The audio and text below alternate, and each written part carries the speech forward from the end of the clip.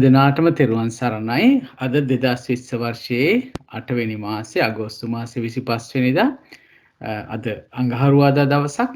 අද ශ්‍රී ලංකා වේලාවෙන් හවස 5ට අපි එකතු වෙන්නේ Skype තාක්ෂණය හරහා එකතු වෙන්නේ යමක ප්‍රකරණයේ අපි මෙතෙක් ඉගෙන ගත්ත කරුණු පිළිබඳව නැවත වරක් පුනරීක්ෂණයක් කරන්න. මම හිතනවා ගිය සතියේත් අපි එවැනි දෙයක් කරා. ඒකෙන් බොහෝ ප්‍රයෝජන ලැබුවා කියලා අපිට දන්නලා තිබුණා පිරිසක්. ඉතින් ඒක බොහොම සතුටට කරුණක්. අදත් අපි ඒ වගේම පුනරීක්ෂණයක යෙදෙමු. පළමුවෙන්ම තෙරුවන් නමස්කාරය කරලා තෙරුවන් සරණ ගිහිල්ලා සාකච්ඡාව ආරම්භ කරමු.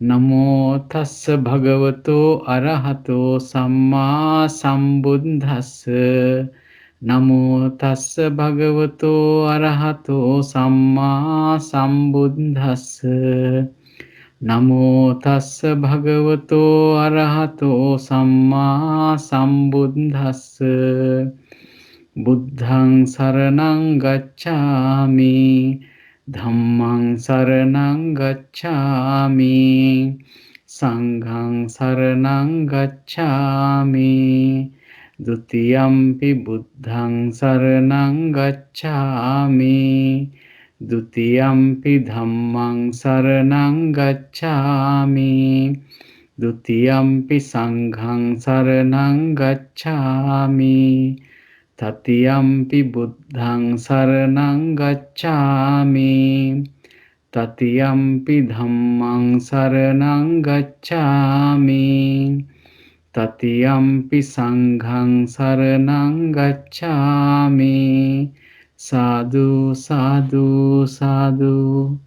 හොඳයි, අපි එහෙමනම් අද දවසේ සාකච්ඡාව අපි ආරම්භ කරමු. මම ඊ타මත්ම ගෞරවයෙන් බ්‍රෝණ මහත්මයාට ආරාධනා කරනවා අපි පසුගිය සතියේ නවත්තපු තැන ඉඳලා ඉදිරියට කරගෙන යමු කියලා. තෙරුවන් සරණයි.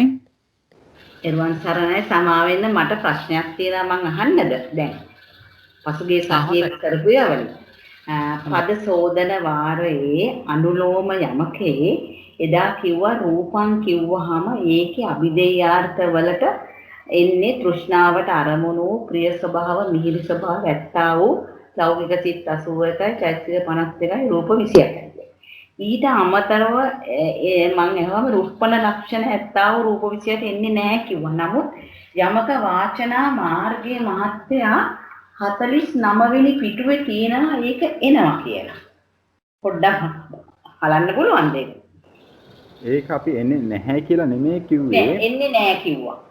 එන්නේ අපි මම කිව්වේ එන්නේ නැහැ කියන එක නෙමෙයි, දෙකෙන්ම එකයි අදහස් වෙන්නේ.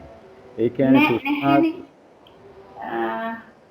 දැන් පරමාර්ථ වශයෙන් ගත්තොත් අපි රූප 28යිනේ තියෙන්නේ. ඔව්. එතකොට ඒ 28 තෘෂ්ණා දෘෂ්ටි වලට අරමුණ වෙනම රූප 28ක් තියනවාද? නැත්නම් ඒ රූප 28මද තෘෂ්ණා දිට්ඨි වලට අරමුණ වෙන්නේ? ඒ රූප 28ම. ඒක අදහසින් ගත්තා නම් හරි.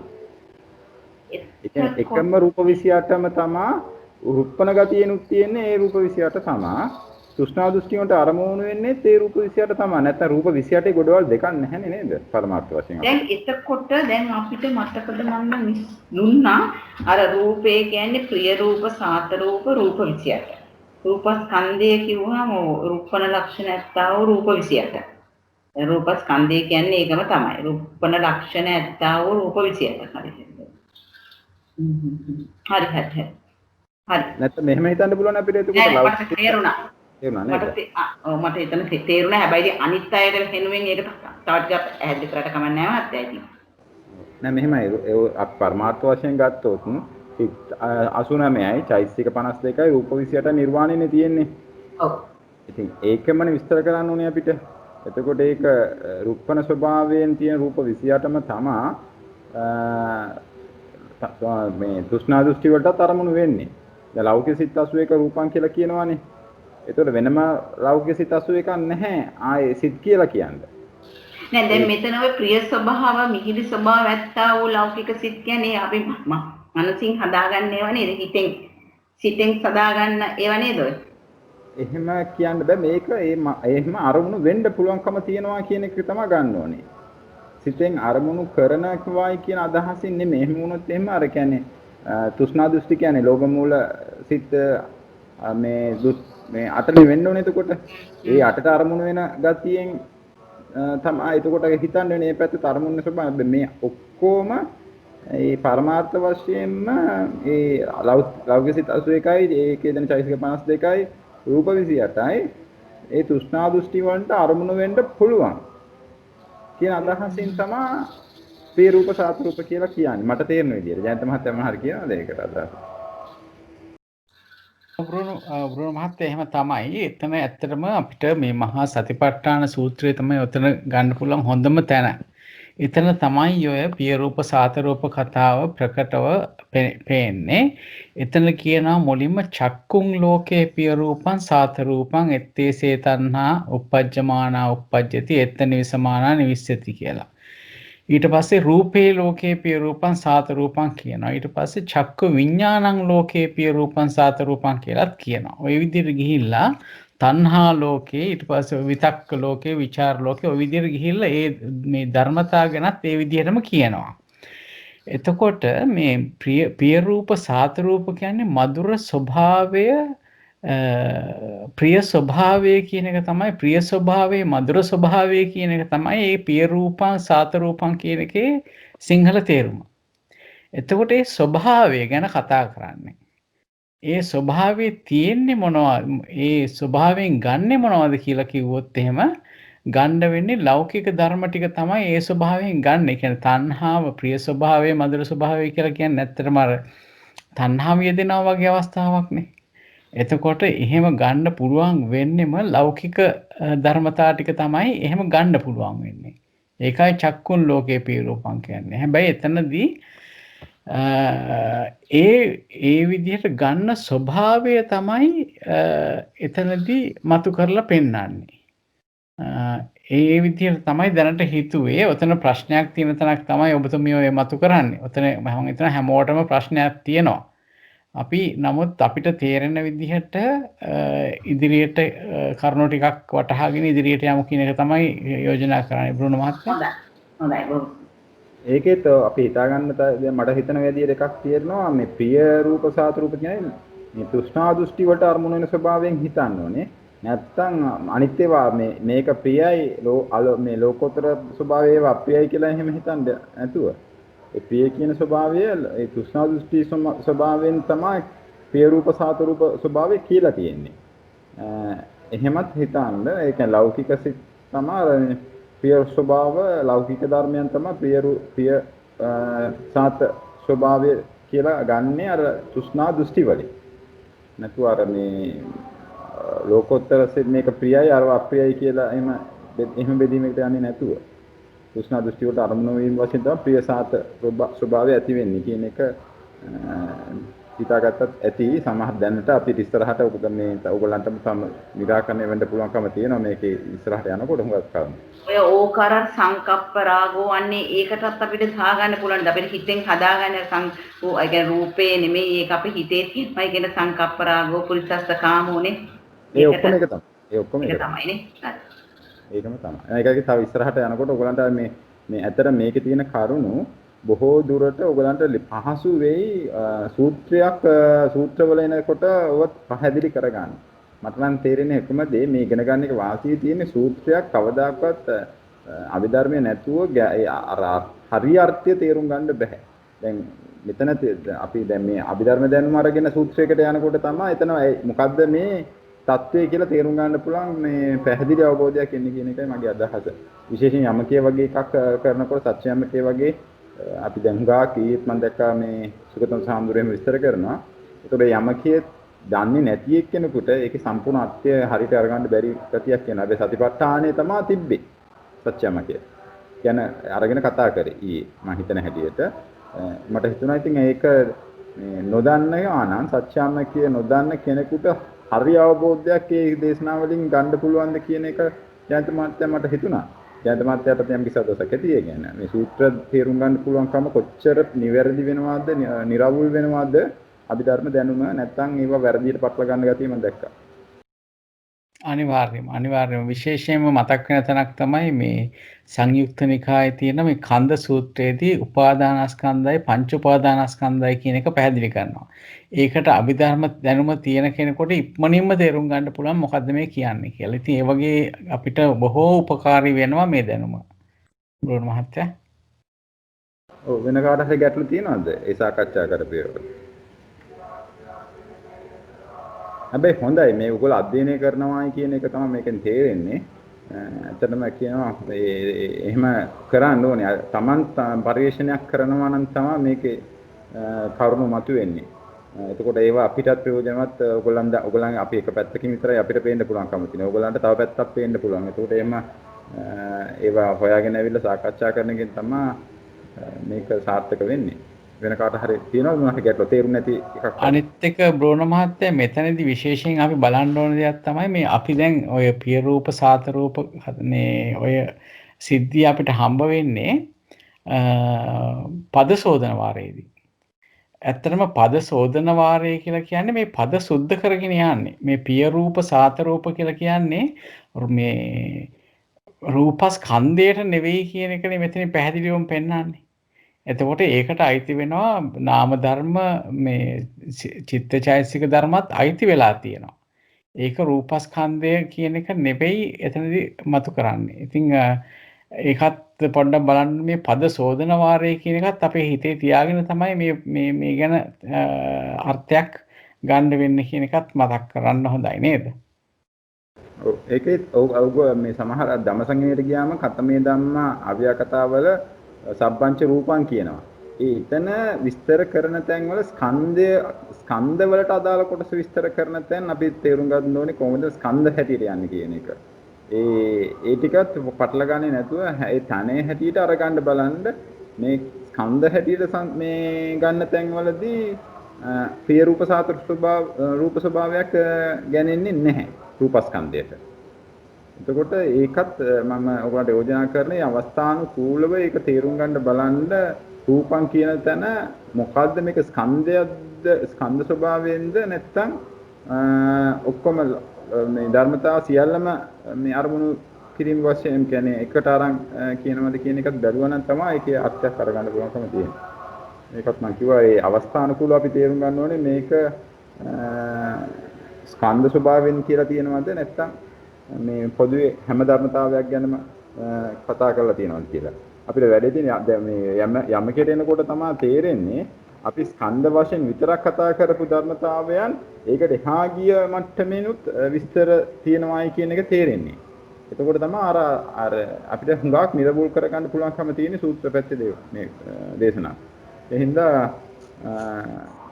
එහෙම ඔයගොල්ලෝ මේ තේරුම් ගන්න උත්සාහ කරන්න. හැබැයි ඉතින් හොඳ ප්‍රශ්නයක් ඒක හැබැයි. අපිටත් මුලදී ජයන්ත මහත්තයා තේරුම් ගන්න අපහසු වුණ ප්‍රශ්නයක් තමයි. ඔව් අනිවාර්යයෙන්. ජයන්ත මහත්තයා මංගල මහත්තයා සම්බන්ධ වුණා මම හිතන්නේ. මංගල මහත්මයා. මයික් එක දැන් වෙනස් කරන්න. හරි. හොඳයි. කාගේ හරි මයික් එකක් ඔන් වෙලා තිනවා කතා කරන්නද ඔන් කරේ? නෑ මම මියුට් කරා. මංගල මහත්තයා සම්බන්ධ වුණේ දැන්. මේ ලොකු දෙයක් මංගල මහත්තයා සම්බන්ධ වුණේ මේ බොහොම පිං මංගල මහත්තයා අද සෝමා මහත්මිය සම්බන්ධ වෙන්නේ නැහැ. අපි අර කලින් නම් අපි ගිය සමානෙත් අපි අර ඒකට ඒ සැකිල්ල දාගත්ත කොහොමද යමකේ හැදෙන්නේ කියන එක අද අපි උත්සාහ කරනවා බොහෝ දුරට මේ අස්සේ තියෙන කරුණු සාකච්ඡා කරන්න. මංගල මහත්තයා මොනවා හරි කියන්න තියෙනවද? එහෙමයි අනේ බ්‍රුනෝ මහත්මයා අද මට ඔකට ගොඩක් සැරලා සහභාගී වෙන්න බෑ. මොකද මම අද මගේ ගමේ පන්සලේ පන්තිය යොදාගෙන තියෙනවා ගිය සතියේ ලයිට් නැති නිසා කරන්න බැරි වෙච්ච නිසා. ඒ නිසාවෙන් අද දිගටම මට සම්බන්ධ වෙන්න බැරි වෙයි. කමන්නේ. ඔබතුමා සම්බන්ධ වෙලා ඉන්නවා. හරි. තේරුම් ගන්න. කාට හරි තව මොනවා හරි ගැටලු තියෙනවද? නෑ නේද? දැන් මම කාට හරි කිව්වොත් මේකේ මේ යමකේ ගැන යම්කිසි මේ පැහැදිලි කිරීමක් කරන්න කියලා දැන්ට ඉගෙන ගත්ත මට්ටමින් කාට හරි පුළුවන්ද? සෝමා මහත්මියට හරි අනුල මහත්මියට හරි චන්ද්‍රිකා මහත්මියක් ඉන්නවා අමිත මහත්මිය කාට හරි පුළුවන්ද මෙතෙක්කල් අපි අපි දැන්ට දැනගත්ත මට්ටමේ යම්කිසි පැහැදිලි කිරීමක් කරන්න පුළුවන්ද? සෝමා මහත්මියට පුළුවන්ද? මම ප්‍රවෘත්ති කන්දේ ගැන සුළුවෙන් විස්තරයක් කරන්න. අපි කන්දේ යමකේ අපි ඉස්සෙල්ලා ප්‍රඥප්ති වාරය කළා ඊට පස්සේ ප්‍රවෘත්ති වාරයේ කොටස් තුනක් තියෙන කොටස් තුනෙන් පළවෙනි එක උත්පාද වාරයේ ගැන ගොඩක් ලොකු විස්තරයක් නෙවෙයි සාමාන්‍ය විස්තරයක් මම තේරුම් ගත්ත හැටියට කරන්න උත්සාහ ගන්නම්.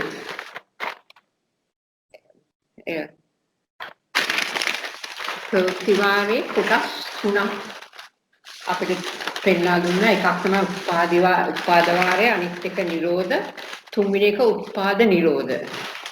ඒතර උත්පාද වාරයේ ගත්ත උත්පාද වාරය කියන්නේ හට ගන්න ප්‍රතිසන්දිය ගැන. ඒක ණය වාර 6කින් විස්තර කරලා තියෙනවා. පළවෙනි ණය වාරයේ පච්චුපන්න වාරයේ අතීත අනාගත ඊට පස්සේ දෙක එකකලා පච්චුපන්න අතීත පච්චුපන්න අනාගත අනාගත අතීත කියලා. ඒකෙන් අපිට පච්චුප්පන්න වාරය විස්තර කළා, අතීත වාරය විස්තර කළා, අනාගත වාරය, පච්චුප්පන්න අතීතය ඒ වගේ වෙනිකම් කළා. මම ඇත්තටම මේක එක ටේබල් එකකට මේක දාලා මේකේ රටාව අල්ලගන්න උත්සාහ කළා. රටාව අල්ලගත්තා මට පේන තමයි දැන් මේක කාල වශයෙන් මේ පෙන්වන්නේ මේ පච්චුප්පන්න වාරය අනාගත වාරය අතීත වාරය. ඒතර අහන ප්‍රශ්න එකයි. එතකොට ඒක නැවතත් කුඩා අණු කුඩා ණය වාර තුනක් තියෙනවා. එක එකක් පුජ්‍යල වාරය, ඕකාස වාරය, පුජ්‍යල ඕකාස වාරය කියලා. එතරදී අපි සම්නිත්‍යාන සංසය කියන එක අපිට දැන් පුරුදුයි. මම ඒ ගැන විස්තර කරන්නේ නැහැ. දැන් එකක් තමයි යස්ස කියන අතීත කාලේන පච්චුපන්න කාලේනයි යස්ස උපජ්ජති. දැන් යස්ස රූපකන්ද උපජ්ජති. ඒතර යස්ස වේදනා කන උපජ්ජති. මේකේ රූපස්කන්ධ මූල වේදනාස්කන්ධ මූලී කියලා එහෙම මූල හතරකුයි මූලී හතරකුයි තියෙනවා. පළවෙනි එක රූපස්කන්ධ. රූපස්කන්ධ මූල වේදනාස්කන්ධ මූලී. රූපස්කන්ධ මූල සංඥාස්කන්ධ මූලී. රූපස්කන්ධ මූලී සංඛාරස්කන්ධ මූලී. රූපස්කන්ධ ඒ හතරයි. ඊට පස්සේ එකම වාක්‍යයේ තියෙන එකම වාක්‍යයේ අතීත අනාගත වර්තමාන අනුව වෙනස් වීමක් තියෙන්නේ. නමුත් ඒකේ අර අදහස ගැඹුරට යන්න මට තාම ඇත්තනම ඒක අමාරුයි. මම උත්සාහ කරන එක අල්ලගන්න. එතකොට යම් රූපස්කන්ධයක් උපදිනකොට වේදනාස්කන්ධය උපදිනවද? ඒක තමයි ඇත්තටම මූලිකම අහන දේ. රූපස්කන්ධයක් උපදිනකොට වේදනාස්කන්ධය උපදිනවද? එතකොට පුජ්‍යල වශයෙන් අහනකොට එහෙමයි. ඊට පස්සේ ඕකාස කියන්නේ භූමිය වශයෙන්. රූපස්කන්ධය යමකට රූපස්කන්ධයක් උපදිනකොට වේදනාස්කන්ධය උපදීද? ඒ කියන්නේ භූමි පළවෙනි එක පුජ්‍යල වශයෙන්, දෙවෙනි එක භූමි වශයෙන්, තුන්වෙනි එක පුජ්‍යල භූමි වශයෙන්. පුජ්‍යල වාරයේදී යමෙකුට රූපස්කන්ධය උපදිනකොට ඔහුට වේදනාස්කන්ධය උපදීද? දෙවෙනි එක යම් තැනක රූපස්කන්ධය උපදිනකොට එතන වේදනාස්කන්ධය උපදීද?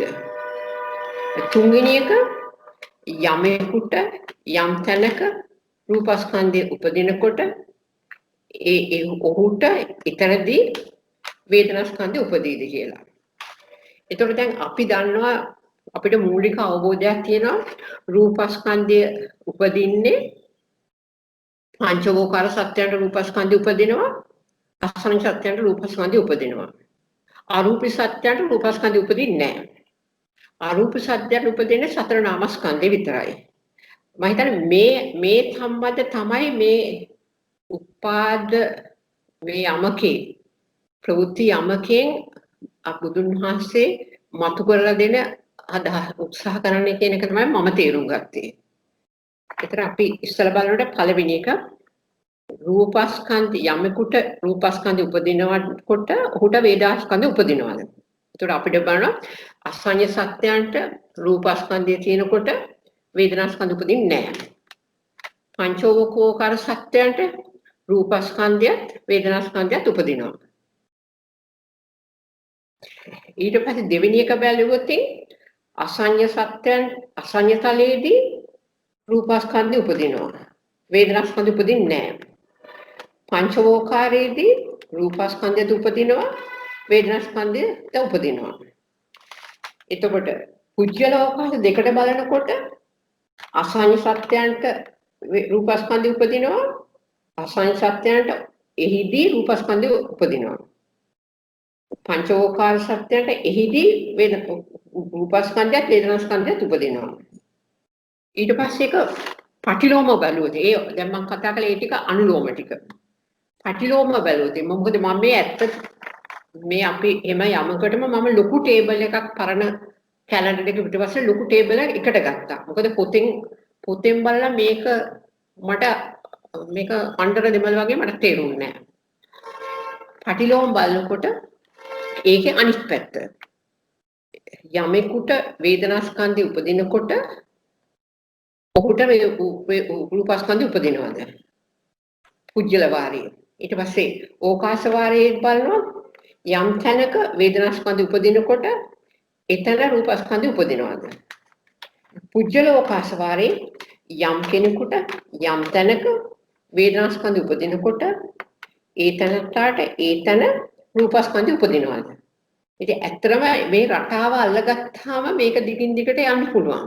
නමුත් රටාව ඇතුළේ තියෙන ගැඹුර මම හිතන්නේ තාම මම නම් තේරුම් ගත්තේ නැහැ. හරි කමක් මේ බොහොම හොඳයි. අඩුම තරමේ අර ස්ට්‍රක්චර් එකේ කණේ පිළිවෙල හරි ඔබතුමිය හදාගෙන තියෙනවනේ මෙහෙමයි යන්නේ කියන හරි ඔබතුමියට ආවෙනික විදියට.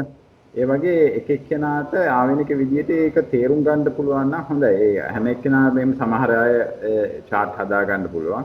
හැබැයි අපි දැන් පෙළට ආවොත් පෙළ 62 වෙනි පිටුවේ තමයි පටන් ගන්නෙ උත්පාද වාරය. ජයන්ත මාත්‍යාට පුළුවන් නම් ඒක ෂෙයා කරගන්න. 62 පටන් ගන්නවා පවත්ති උත්පාද වාරෝ කියලා. ඒක ජයන්ත මාත්‍යා අරගත්තයින් පස්සේ අපි බලමු. ඊට පස්සේ එහෙම බලන්න ඒකත් එක්කම කොහොමද මේක තේරුම් ගන්නවා නම් ඔබතුමිය කිව්වා වගේ මේක එක සැරේම මෙතනට එනකොට මේ මොකද්ද මේ තැන කියන එක අපිට එකපාර තේරෙන්නේ නැත්තම් මේ මෙතන මොන තැනක්ද මේ කතා කරන්නේ කියලා ඒකත් එක්ක සමගාමීව යන්න පුළුවන් අනිත් පොත තමයි යමක වාචනා පොත. මේ යමක වාචනා පොතේ ඔයගොල්ලෝ පිටු අංක 57ට ගියොත් යමක වාචනා මාර්ගයේ 57 පිටුවට ගියොත් ඒකට අනුරූපව ඒ විස්තරේ එනවා. දැන් මාත්‍යාට පුළුවන් නම් යමක වචන මාර්ගයත් අරගන්න. එතකොට එතන පිටුව අංක 57. ඕගොල්ලන්ට පොත් දෙකම තියෙනවා නම් හුඟක් අය යමක වචන පොත් ලැබුණා. සමහර අයට ඒ ලබන සමානයේ ලැබෙයි සමහර විට මේ ලබන මාසයේ වෙද්දේවත් හම් වෙනවා කිව්වා. පොත් තියෙන අය පොත් බලන්න නැත්නම් PDF බලන අය බලන්න. PDF එකේ නම් PDF 74. PDF 74 printed page එක 57 ඒ 57 පල්ලහැට එනකොට තියෙනවා ප්‍රවෘත්ති වාර උත්පාද පුද්ගල වාර රූපස්කන්ධ මූලය කියන එක තමයි එතනින් පටන් අරන් තියෙන්නේ. ජයන්ත මාත්‍යට හම්බුනවද?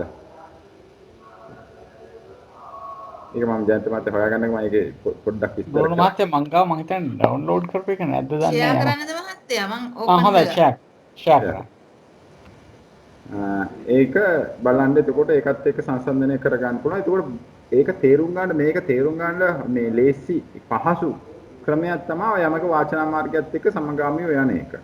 එතන ගියොත් ඔයගලන්ට තේරෙනවා ඒක පුළුවන් ශ්‍රීමති මහත්මිය කියවන්න උත්පත්ති වාර මේ ප්‍රවෘත්ති වාර උත්පාද පුද්ගල වාර රූපස්කන්ධ මූලය කියන එක තියෙනවා. ඒක පොඩ්ඩක් කියවන්න පුළුවන්ද? ඔබතුමියට හොඳයි කියවන්නම්. මේ ඔයිට වඩා ලොකු කරන්න බෑ කියවන්නම් ඒක නිසා. ප්‍රවෘත්ති වාර, උත්පාද පුද්ගල වාර, රූපස්කන්ධ මූලය. ප්‍රඥප්ති වාරය දේශනා කොට වදාරා ඉන් අනතුරුව ප්‍රවෘත්ති වාරය දේශනා කොට වදාළසේක. ඒ ප්‍රවෘත්ති වාරයද උත්පාද වාරය, නිරෝධ වාරය, උත්පාද නිරෝධ වාරය වශයෙන් තුන්වැදෑරුම් වන්නේය. ඒ තුන අතුරෙන් උත්පාද වාරය පළමු කොට වදාළසේක. ඒ උත්පාද වාරයේද ලොකු කරන්න බැරිද ඒක? ඒකට වඩා. ඔයිට වඩා ලොකු වෙන්නේ නැහැ මහත්තයා. මේ අර ප්ලස් අර කමන්නේ මම මගේ ෂෙයා කරන්නම්. එතකොට හරි නේද? ශුමිතමාට කියවන් යන්න පුළුවන් නේද? හරි. ඒ උත්පාද වාරයද ප්‍රත්‍යুৎপন্ন වාරය, අතීත වාරය, අනාගත වාරය, ප්‍රත්‍යুৎপন্ন අතීත වාරය, ප්‍රත්‍යুৎপন্ন අනාගත වාරය, අතීතානාගත වාරය වශයෙන් 6 වැදෑරුම් වන්නේය. ඒ වාර 6 අතුරෙන් ප්‍රත්‍යুৎপন্ন වාරය පළමු කොට වදාළසේක. ඒ ප්‍රත්‍යুৎপন্ন වාරයද අනුලෝම ප්‍රත්‍යනීක වශයෙන් දෙවදෑරුම් වන්නේය. ඒ දෙක අතුරෙන් අනුලෝමය පළමු කොට වදාළසේක. ඒ අනුලෝමයද පුද්ගල වාර, ඕකාස වාර, පුද්ගලෝකාස වාර වශයෙන් දෙවදෑරුම් වන්නේය. ඒ තුන අතුරෙන් පුද්ගල වාරය පළමු කොට වදාළසේක. ඒ පුද්ගල වාරයෙහිද රූපස්කන්ධ මූල පෙය්‍යාලං සංස්කාරස්කන්ධ මූල වශයෙන් සතරෙක් ඇත්තාහ. ඒ සතර අතුරෙන් රූපස්කන්ධ මූලය පළමු කොට වදාළසේක. ඒ රූපස්කන්ධ මූලයද වේදනාස්කන්ධ මූලී යනාදී වශයෙන් සිව්වැදෑරුම් වන්නේය. ඒ සතර අතුරෙන් වේදනාස්කන්ධ මූලී වාරය පළමු කොට වදාළසේක. ඒ වේදනාස්කන්ධ මූලී වාරයද අනුලෝම ප්‍රතිලෝම වශයෙන් දෙවදෑරුම් වන්නේය. ඒ දෙක අතුරෙන් අනුලෝමය පළමු කොට වදාළසේක. ඒ අනුලෝමයද ප්‍රශ්න විසර්ජනා වශයෙන් දෙවදෑරුම් වන්නේ. ඒ දෙක අතුරෙන් ප්‍රශ්නය පළමු කොට වදාළසේක.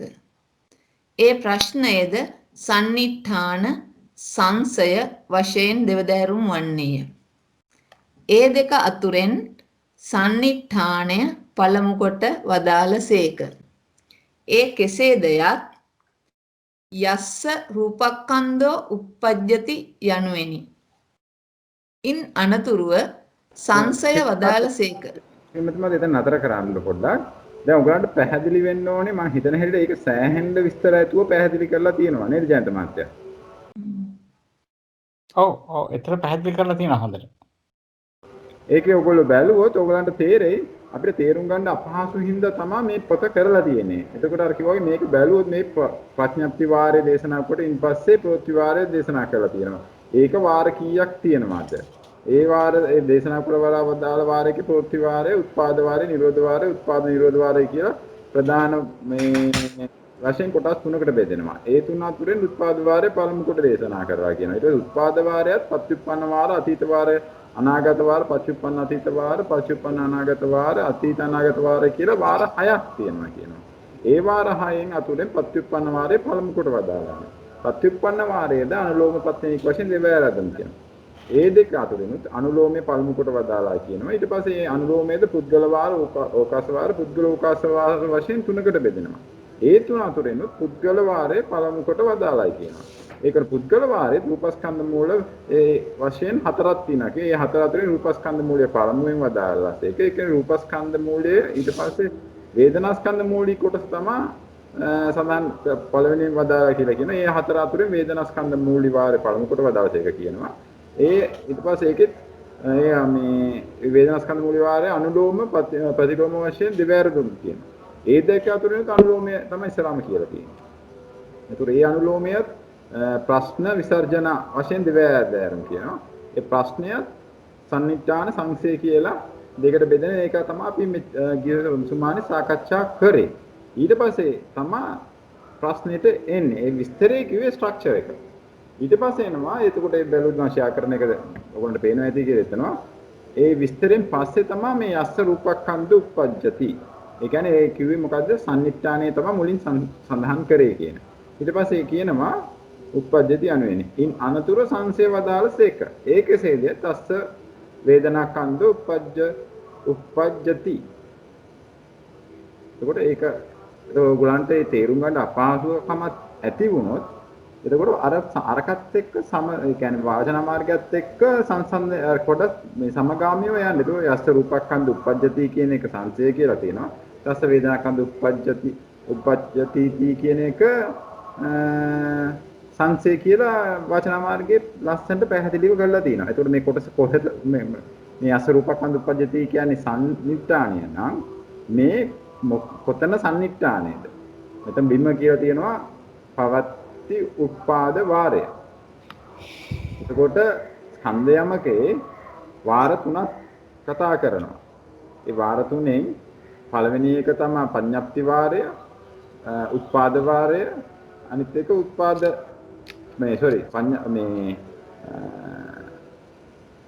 පඤ්ඤප්ති වාරය, ප්‍රවෘත්ති වාරය නේ. ප්‍රවෘත්ති වාරය, පරිඤ්ඤා වාරය. පරිඥා වාරය. පරිඥා වාරය. ඒකත් ඒ පරිඥා වාරයේද ඒකෝ දැන් උත්පාද වාරයේනේ අපි දැන් ඉන්නේ. අපි දැන් ඉන්නේ උත්පාද වාරයේ. එතකොට පවත්ති උත්පාද වාරයේ මේ උත්පාද වාරය, නිරෝධ වාරය, උත්පාද නිරෝධ වාරය කියලා තුනක් තියෙනවා. ඒක පැහැදිලි වුණා නේද? ඒක ගියොත් මේ තියෙන්නේ ප්‍රවෘත්ති වාරය. මට මම පැටලෙනවා මේ ප්‍රවෘත්ති කියන එක උත්පාද කියන ප්‍රවෘත්ති වාරයක් මේ උත්පාද වාරය දැන් තියෙන වාර තුනක් නේ කතා කරේ පඥප්ති වාරය, ප්‍රවෘත්ති වාරය, පරිඥා වාරය. ඒකේ ප්‍රවෘත්ති වාරය කියන්නේ දෙවෙනි වාරය තමයි අපි මේ කතා කරන්නේ ප්‍රවෘත්ති වාරය. ඒ ප්‍රවෘත්ති වාරය උනත් එතකොට උත්පාද වාරය, නිරෝධ වාරය, උත්පාද නිරෝධ වාරය කියලා තුනකට බෙදෙනවා. දැන් අපි ඉන්නේ උත්පාද වාරයේ. ඒකම උත්පාද වාරයත් 6කට බෙදෙනවා. ඒක 6කට බෙදෙනවා උත්පාද වාරය, අතීත වාරය, මේ පච්චුප්පන්න වාරය, අතීත වාරය, අනාගත වාරය, පච්චුප්පන්න අතීත වාරය, පච්චුප්පන්න අනාගත මගේ වාරය. ස්ක්‍රීන් එක පේනවද බ්‍රෝන් මහත්තයා? මගේ ස්ක්‍රීන් එක පේනවද බලන්න? ඔව් පේනවා. හරි. හරි. එතකොට දැන් හරි. ඔබතුමා ඒකත් ලේසි. හරි. එතකොට මේ පේනවා ඇති නේද එතන? එතකොට ඒක හයක් තියෙනවා. ඒකෙත් අනුලෝමය තමයි කිව්වේ. අනුලෝමයේ ඉස්සලාම් කියනවා පතේනික කියලා කොටසක් තියෙනවා. අනුලෝමයේ පුද්ගල වාරය, ඕකාස වාරය, පුද්ගලෝකාස වාරය කියලා තියෙනවා තුනක්. ඒකේ ඉස්සලාම් මේ කතා කරලා තියෙන්නේ පුද්ගල වාරය. ඊට පස්සේ ඕකාස වාරය, පුද්ගලෝකාස වාරය. ඒ වගේ තුනක් යනවා කියන එක. දැන් අපි පෙළට ගියොත් දැන් පෙළේ පළවෙනි එක බලමු. ඕගලන්ට අපි බලමු උත්සාහ කරලා පෙළේ තියෙන විදිහටම මේ තේරුම් ගන්න පුළුවන්ද කියන එක. මේක විස්තරේ දීලානේ තියෙන්නේ උත්තරේ. යස්ස රූපස්කන්ධ උප්පජ්ජති. තස්ස වේදනාස්කන්ධ උප්පජ්ජති කියලා අහනවා. එතකොට රූපස්කන්ධයක් ඉපදෙනවා නම් කෙනෙකුට එයාට වේදනාස්කන්ධයක් උපදිනවාද? ඒ කියන්නේ එතකොට මේක මේ කාලය ගැන අපි කලින් දැනගෙන තියෙන්න ඕන. මේ භාෂා පැත්තෙන් මේ පාලි දන්න කෙනෙකුට මේක පච්චුප්පන්න කියන එක තේරෙන්න පුළුවන්. හැබැයි මෙතන කතා කරන කාලය ගැන හොඳ අවධානයක් තියෙන්න ඕනේ. මේක උත්පාද වාරය. හරි උත්පාද වාරයේ පච්චුප්පන්න වාරය කියන එක අවබෝධයක් තියෙන්න ඕනේ. එහෙම වුණොත් තමයි මේ කියලා තියෙන්නේ මොකද්ද කියන එක තේරුම් ගන්න පුළුවන්කම තියෙන්නේ. මේද ජයන්ත මහත්තයා යම් කිසි අදහසක් තියෙනවද මම ගැන කියන්න? නෑ හරි බ්‍රෝන් මහත්තයා අපි ওই විදිහට කරගෙන යමු. ඔව් දැන් එතකොට දැන් හිතාගන්න මේ පච්චුප්පන්න කාලයෙන් තමයි මේ අහලා තියෙන්නේ. ඒ කියන්නේ වර්තමානයේ කෙනෙකුට කියන්නේ පුද්ගලනේ පුද්ගල වාරය ඉස්සරහම කියනවා කිව්වා. ඕක පුද්ගලෝකාස කියන එකේදී ඒක දැන් පුද්ගල වාරයේ මේ සම්බන්ධ වෙලා තියෙන්නේ පච්චුප්පන්න. හරි ඊට පස්සේ ඒක වාර අනුවාර 6ක් තියෙනවානේ. මේ පුද්ගල වාරය ඇවිල්ලා තියෙන්නේ උත්පාද වාරයේ පච්චුප්පන්නේ. ප්‍රවෘත්ති වාරය. ප්‍රවෘත්ති වාරයේ උත්පාද වාරයේ පච්චුප්පන්න. හරි තමයි පුද්ගල වාරය. හරි. ඒත් මෙතනින් උඩට යන්න පුළුවන් කමක් තියෙනවා. ඔයගොල්ලෝ මෙතන බැලුවොත් එහෙම මේක තියෙන්නේ අනුලෝමයක්. ඒක තේරෙනවා න ආකාරය ආවොත් තමයි ප්‍රත්‍යනිකයක් වෙන්නේ. මේක අනුලෝමයක්. ඒක අනුලෝම යස්ස රූපකන්ද විතරයි තියෙන්නේ. ඒක අනුලෝම පුද්ගල වාරය. මේක අනුලෝම පුද්ගල වාරය. කොහෙද තියෙන්නේ කිව්වොත් අනුලෝම පුද්ගල වාරය ඇවිල්ලා තියෙන්නේ මේ උප්පජ්ජති කියන බලුවොත් ඒ භාෂාවෙන් පැත්තෙන් බැලුවොත් මේක පච්චුප්පන්න. හරි? ඒක පච්චුප්පන්න වාරය කියන එක තේරුම් ගන්න පුළුවන්කම තියෙනවානේ. ඒක පච්චුප්පන්න වාරයක්. එතකොට අනුලෝම පුද්ගල පච්චුප්පන්න. එතකොට ඒකෙන් උඩට ගියොත් උත්පාද වාරයක්. උපජ්ජති තියන්නේ අහන්නේ. නිරෝධයක් ගැන නෙමෙයි අහන්නේ. උත්පාද නිරෝධයක් ගැන නෙමෙයි අහන්නේ. එතකොට ඒකත් උත්පාද වාරයක් කියන තේරුම් ගන්න පුළුවන්කම තිබ්බනම් මේකේ උත්පාද වාරයක් ඒක එතකොට බලන්න උත්පාද වාරය එන්නේ කොහෙද කියලා බැලුවොත් උත්පාද වාරය එන්නේ ප්‍රවෘත්ති වාරේ. ප්‍රවෘත්ති වාරයේම කොටස් තුනක් තමයි උත්පාද වාරය, නිරෝධ වාරය, උත්පාද නිරෝධ වාරය කියන එක.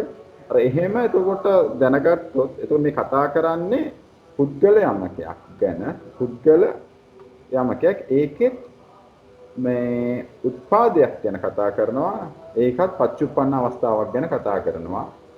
අනුලෝම අවස්ථාවක් තමයි ඒකත් කතා කරන්නේ කියන එක තේරුම් ගන්න පුළුවන් නම් මේ අර මේ කියලා තියෙන දේ උත්තරේ තේරුම් ගන්න අපහසු වෙන්නේ නැහැ කියන එක තමයි මට තේරුනේ.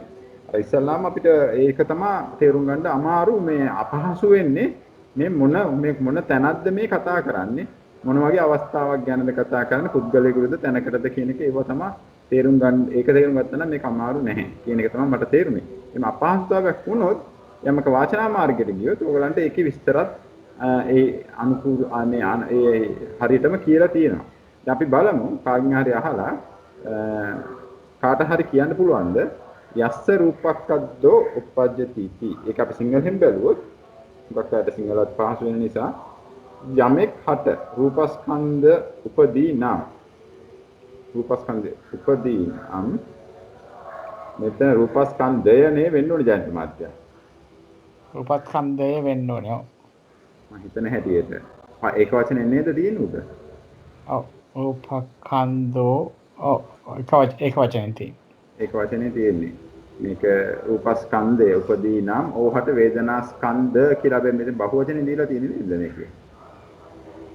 එතනත් වේදනාස්කන්ධය වෙන්න ඕනේ බුර මහත්තයා. මේ තියෙන්නේ මෙතන තියෙන්නේ වේදනාඛන්ධෝ කියලානේ. එතකොට ඒක වචන. ඒක වචන. ඒක පොඩ්ඩක් ඒක මම කිව්වා පාලි වලින් ඉගෙන ගන්න එකේ පැටලිල්ල අඩු වෙනවා. ඒක දැන් මෙහෙම ගත්තොත් එහෙම මේ කියවනකොට මම පැටලුණා. රූපස්කන්ධ උපදීති කියද්දි බහුවචන වලින් වේදනාස්කන්ධ උපදීති කිව්වොත් එහෙම වෙන තත්ත්වයක් එනවා ඒක නේද? මෙතන රූපස්කන්ධය මෙතන වේදනාස්කන්ධය වෙන්න ඕනේ. ඔව්. ඕනේ කියන එක තමයි තේරෙන්නේ. ඉතින් එහෙම උපදී නම් එතකොට අපි සිංහලෙන් බලමු. කාට හරි රූපස්කන්ධය උපදිනවා නම් එයාට වේදනාස්කන්ධය උපදිනවාද කියලා අහුවොත් එතකොට ඒ උත්තරේ දීලා තිනවා අසඤ්ඤ සත්‍ය උපදින ආයත මේකේ කියලා තියෙන අසඤ්ඤ සත්‍යේ උත්ප්‍රාප්ති වශයෙන් පැමිණෙන කියන්නේ උපදින අවස්ථාව වෙන්න ඇති ඔය කියන්නේ ඕනට රූපස්කන්ධය උපදී ඕනට වේදනාස්කන්ධය නොදඋපදී උපදින්නේ නැහැ කියන්නේ පංචෝකාර භාවයේදී උපදින ඕනට රූපස්කන්ධයේද උපදී වේදනාස්කන්ධයේද උපදී. එතකොට ඒක පැහැදිලි ඒක එතකොට තේරුම් ගන්න පුළුවන්. ඔයගලන්ට පහසුයි කියලා හිතනවා මම මේක අනිත් පැත්තෙන් අහුවොත් ඊට පස්සේ යලි යමෙක් හට වේදනාස්කන්ධය උපදී නම් ඕහට රූපස්කන්ධය උපදීද? වේදනාස්කන්ධය උපදින එක්කෙනෙකුට රූපස්කන්ධය උපදිනවද කියලා අහනවා. ඒක කියන අරූප භාවයේ උපදින ආයත උන්නට වේදනාස්කන්ධය උපදී උන්නට රූපස්කන්ධය නොඋපදී. පංචෝකාරයේ උපදින උන්නට වේදනාස්කන්ධයද උපදී රූපස්කන්ධයද උපදී. දැන් මම හිතන්නේ හැටි මේ ඔක්කොම අධ්‍යයනය කරලා තමයි අපිට කියලා තියෙන අරූප ලෝකේ රූප ඉපදෙන්නේ නැහැ කියන එක නේද? දැන් තමයි හිතන හැටියට. දැන් අපිට ඔව් හරියටම හරි. අපිට දැන් අර උත්තරය දීලා තියෙනවා. ඒක කොහෙන්ද මේ ගත්තේ කියලා බැලුවොත් ඉතින් අපිට දැන් හිතා ගන්න පුළුවන්. අපි දැන් කවුරු කියපේකන්නේ අපි දැන් මේ මතක තියාගෙන ඇවිල්ලා තියෙන්නේ. අපිට කොහෙන් හරි කිව්වා කොහෙන් හරි ඇහෙන්න ලැබුණා අරූප ලෝකේ රූපස්කන්ධ රූප පහළ වෙන්නේ නැහැ කියන එක. ඉතින් ඒ කියපේක අපි පෙළේ මේ හරියටම සඳහන් කරලා තියෙනවා මෙන්න தත්ත්වේ මේකයි தත්ත්වේ කාට හරි කෙනෙක් අරූප ලෝකේ උපදිනවා නම් එයාට රූපස්කන්ධය පහළ වෙන්නේ නැහැ. හැබැයි වේදනාස්කන්ධය පහළ වෙනවා. ඒතර මේ ඔක්කොම සංසන්දනය කරලා අධ්‍යයනය කරලා තමයි ඒ ආචාර්යවරු අපිට යම්කිසි කරුණු ඉදිරිපත් කරලා තියෙන්නේ. ඉතින් මේක දැන් අපි බලනවා අපි දැනගත්තම කරුණු තමයි තවත් තහවුරු කිරීමක් තමයි මේ තුලින් වෙන්නේ. තවත් විනිවිද බැලීමක් තමයි මේකේ කරලා තියෙන්නේ. කියන එක තමයි තේරෙන්නේ. ඉතින් ප්‍රශ්න හැටියට යනවා නම් අපි බලමු එක ඊට පස්සේ බලා මම හිතන්නේ මේක බොහෝ දුරට අපි පාලි පැත්තෙන්ම යනවා නම් හොඳයි මටත් පාලි බෑ. දන්න විදියට අපි ඒක මේ පාලි පැත්තෙන් බලන එක ටිකක් පහසුයි කියලා හිතනවා. පැටලෙන්නේ අඩු නිසා. ඊට පස්සේ කියනවා යස්සවපන දැන් අපි කතා කරන්නේ පළවෙනි එක. යත්ත රූපක්ඛද්ද උපජ්ජති. එහෙම එනකොට මට අනුලා මහත්මියට කියන්න පුළුවන්ද මේ මොන තැනක් ගැනද කතා කරන්නේ? යත්ත රූපක්ඛන්ද උපජ්ජති. ප්‍රශ්නයක් එනකොටම කොහේ හරි මෙහෙම අහුනොත් යත්ත රූපක්ඛන්ද උපජ්ජති කියන අවස්ථාව වෙනකොට අනුලා මහත්මියට කියන්න පුළුවන් අනුනන්දනි මහත්මියට.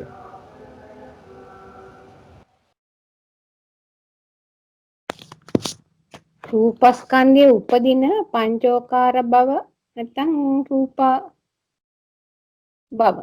නෑ බ්‍රුණ මහත්තයා ඒක නෙවෙයි නේද? ජයන්ත මහත්තයා පෙළට පොඩ්ඩක් කියන්නකෝ. ඒක නෙමෙයි අහුවේ මම. ඔය තියෙන්නේ යස්ස මේ යත්ත රූපකන්ද උපජ්ජති කියනකොට ඔබතුමීට කියන්න පුළුවන්ද මේ මොන අවස්ථාවක් ගැනද කතා කරන්නේ? යත්ත කියලා තියෙන්නේ. එතකොට උපජ්ජති දැන් අපි කලින් කියවනේ මේ යස්ස කියන එක ඕකාස වාරය කියලා මේ පුද්ගල වාරය කියලා නේද? දැන් මේ යත්ත රූපස්කන්ධ උපජ්ජති කියනකොට ඔව් අනුල මහත්මියට පුළුවන්ද? යත්ත කියලා එනකොට දැන් ඔබ යම් තැනක කිව්වොත් ඔව් යම් තැනක ඕකාස වාරයේ ප්‍රවෘත්ති වාරයේ උත්පාද වාරයේ පච්චුප්පන්න අනුලෝම වාරයේ ඕකාස වාරයේ බොහොම හොඳයි නේද? හොඳයි හරි. එතකොට දැන් තේරෙනවානේ හැබැයි ඒක chart එක බලන්න නැතුව කියන්න පුළුවන් නම් හොඳයි. chart එකට යන්න නැතුව එමු ජයන්ත මහත්තයා. එතකොට බලමු chart එක බලන්නේ නැතුව අපි ගිය සුමානේ chart එකත් එක්ක හුඟක් අපි structure එක දාගත්තානේ. දැන් ඔයගොල්ලෝ ඔක මේ chart එකට යන්න නැතුව උත්සාහ කරන්න. එතකොට තියෙනවා යත්ත රූපස්කන්ධෝ උපජ්ජති. හරි? මේක පච්චුප්පන්න වාරයක්ද අතීත වාරයක්ද කියන එක දැන් එතකොට ඔයගොල්ලන්ට තේරෙන්න ඕනේ මේ දැන් අපි තාම කියන්නේ පච්චුප්පන්න වාරයනේ. මේක පුද්ගලද ඕකාසද පුද්ගලෝකාසද කියන එක දැනගන්න ඕනේ. ඊට පස්සේ ඊට පස්සේ දැනගන්න තියෙන්නේ මේක අනුලෝමද ප්‍රත්‍යනිකද? මේක අනුලෝමද ප්‍රත්‍යනිකද? අනුලා මහත්මිය කියන්නකෝ. අනුලෝමයි පත්තිනීක නම් නකාරය දෙනවනේ. ඒකට ඕක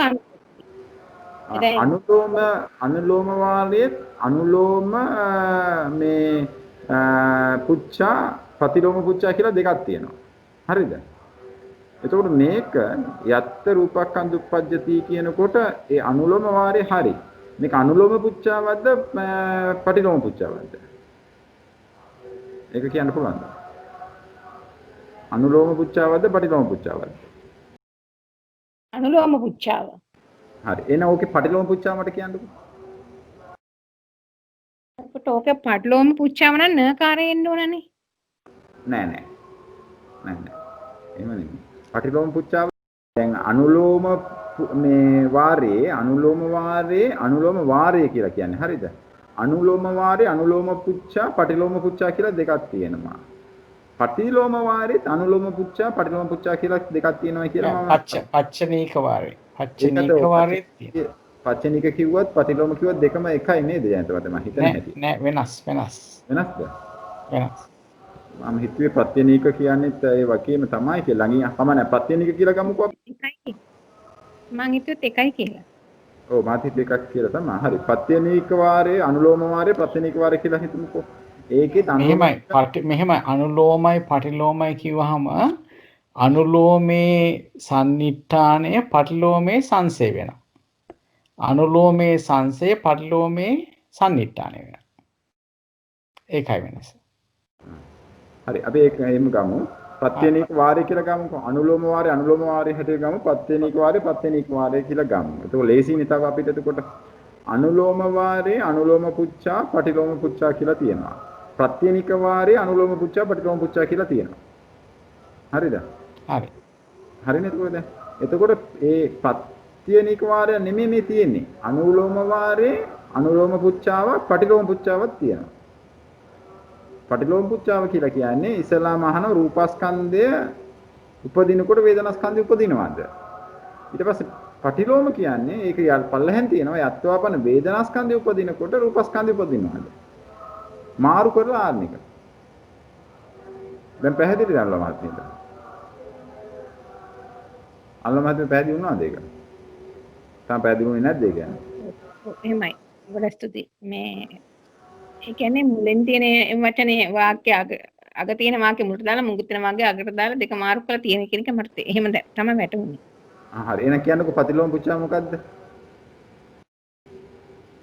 පටිලෝම පුච්චා මොකද්ද? අනුලෝම වාරේ පුද්ගල මේ ඕකාස වාරේ අනුලෝම ඕකාස වාරේ පටිලෝම පුච්චා මොකද්ද?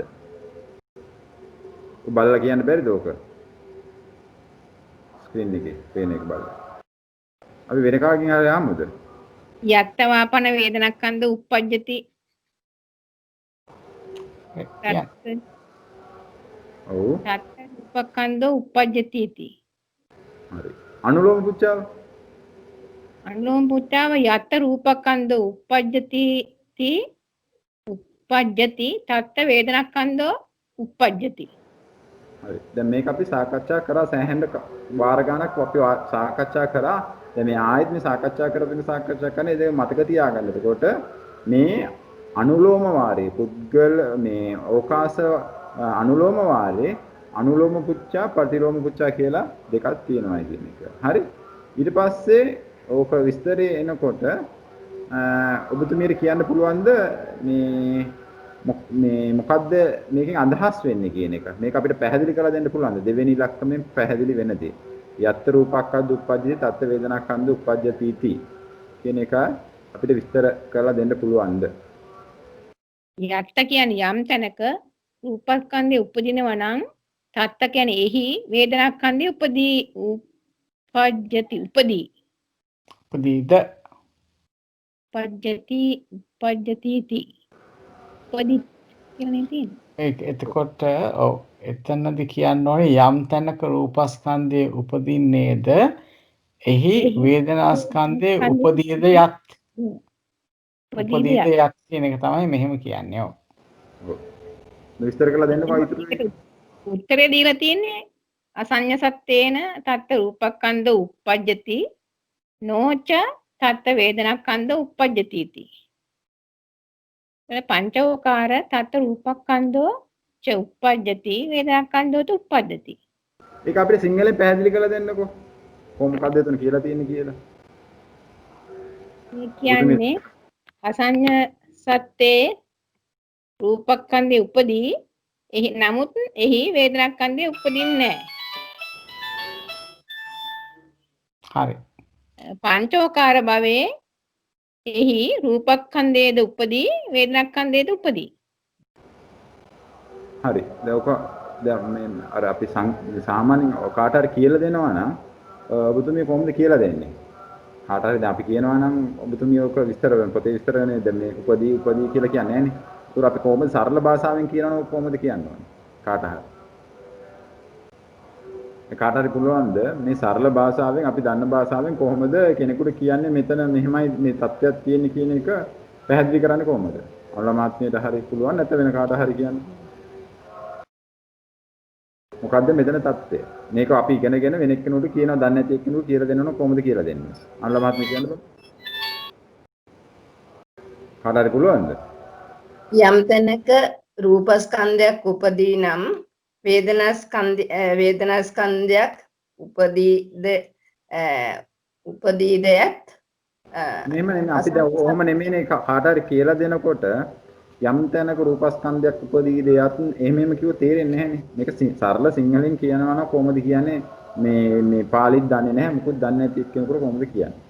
යම් තැනක රූපස්කන්ධයක් උපදිනවා නම් එතන වේදනාස්කන්ධයක් මේ වේදනාස්කන්ධයක් උපදීද කියලා ප්‍රශ්නේ නෙමෙයි මේ දැන් මේක අපි ප්‍රශ්න අහලා උත්තරයක් දීලා යම් කිසි දෙයක් තියෙනවානේ මෙතන මේ ධර්මතාවයක් ඒ මොකක්ද ඒ ධර්මතාවය ප්‍රශ්නේ මේකයි උත්තරේ මේකයි මෙහෙම කියනව නෙමෙයි දැන් එයාට යමකේ ගැන දන්නේ අදහසක් නැහැ කියමුකෝ අපිට ඒ ප්‍රශ්නය තෝරන්නේ නැහැ මේකත් ඕනේ නැහැ මේකෙන් අපි තේරුම් ගත්ත දේ මොකද්ද කියන එක අසඤ්ඤ තලයේ කියලා අසඤ්ඤ තලයේදී මේ රූපයක් උපදින් මේ අසඤ්ඤ තලයේදී රූපයක් ඉපදිලා තියෙනවා. නමුත් අසඤ්ඤ තලයේ වේදනාව උපදින්නේ නැහැ කියන එක. නමුත් පංචවෝකාර භවයේදී පංචවෝකාර කියන්නේ මේ මනුලෝ වගේ තැනකදී මේ පංචවෝකාර භවයක් කියලා කියන්නේ ඒකට. ඒ පංචවෝකාර භවයේදී රූපස්කන්ධය උපදිනවා නම් එතන වේදනාස්කන්ධයත් උපදිනවා කියන්නේ. අන්න හරි. ඕක තමයි මම බලාපොරොත්තු වෙන්නේ. එතකොට ඒක අපි තේරුම් අරගෙන විස්තර කරන එක. එතකොට කාට හරි පුළුවන් ද අනුලෝමයේ දැන් විස්තර කරා. පටිලෝමයත් කියවලා ඒ විස්තරේ මොකද්ද කියලා කියන්න. ඒක කියවලා සම්පූර්ණ කියවලා ඒකේ මොකද්ද විස්තර වෙන්නේ?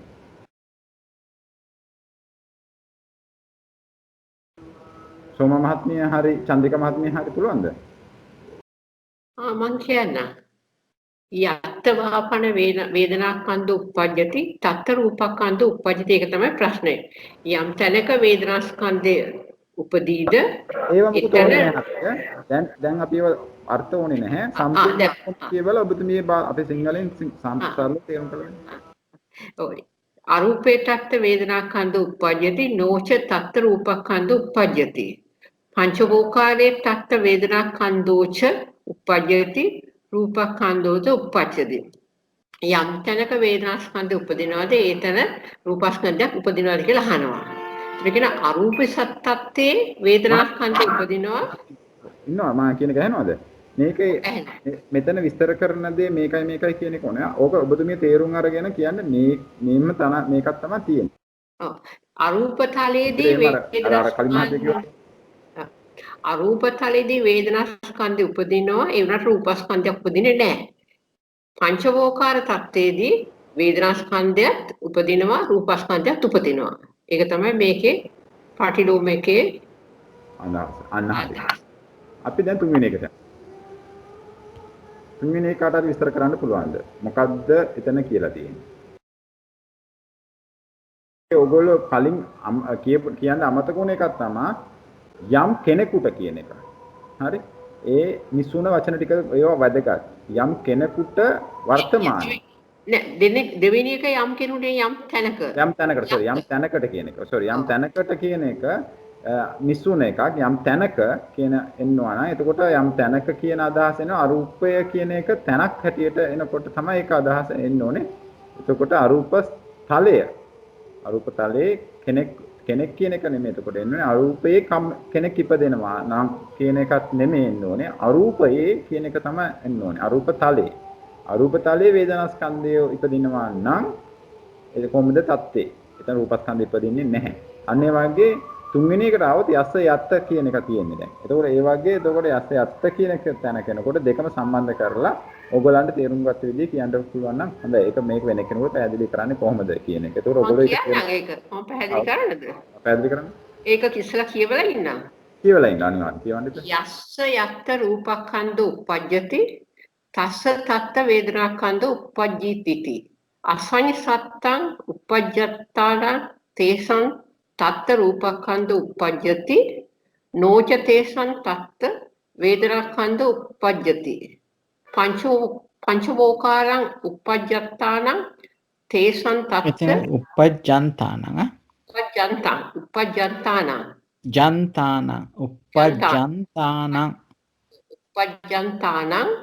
තේසං තත්ත රූපස්කන්ධෝ ච උපජ්ජති වේදනාස්කන්ධෝ ච උපජ්ජති. මේකේ තියන්නේ අහන්නේ ප්‍රශ්නේ යමෙකුට යම් තැනක රූපස්කන්ධය උපදීද අපිට ඒ ප්‍රශ්නේ ඕනේ නැහැ. උත්තරේ මොකද උත්තරේ ඕනේ නැහැ.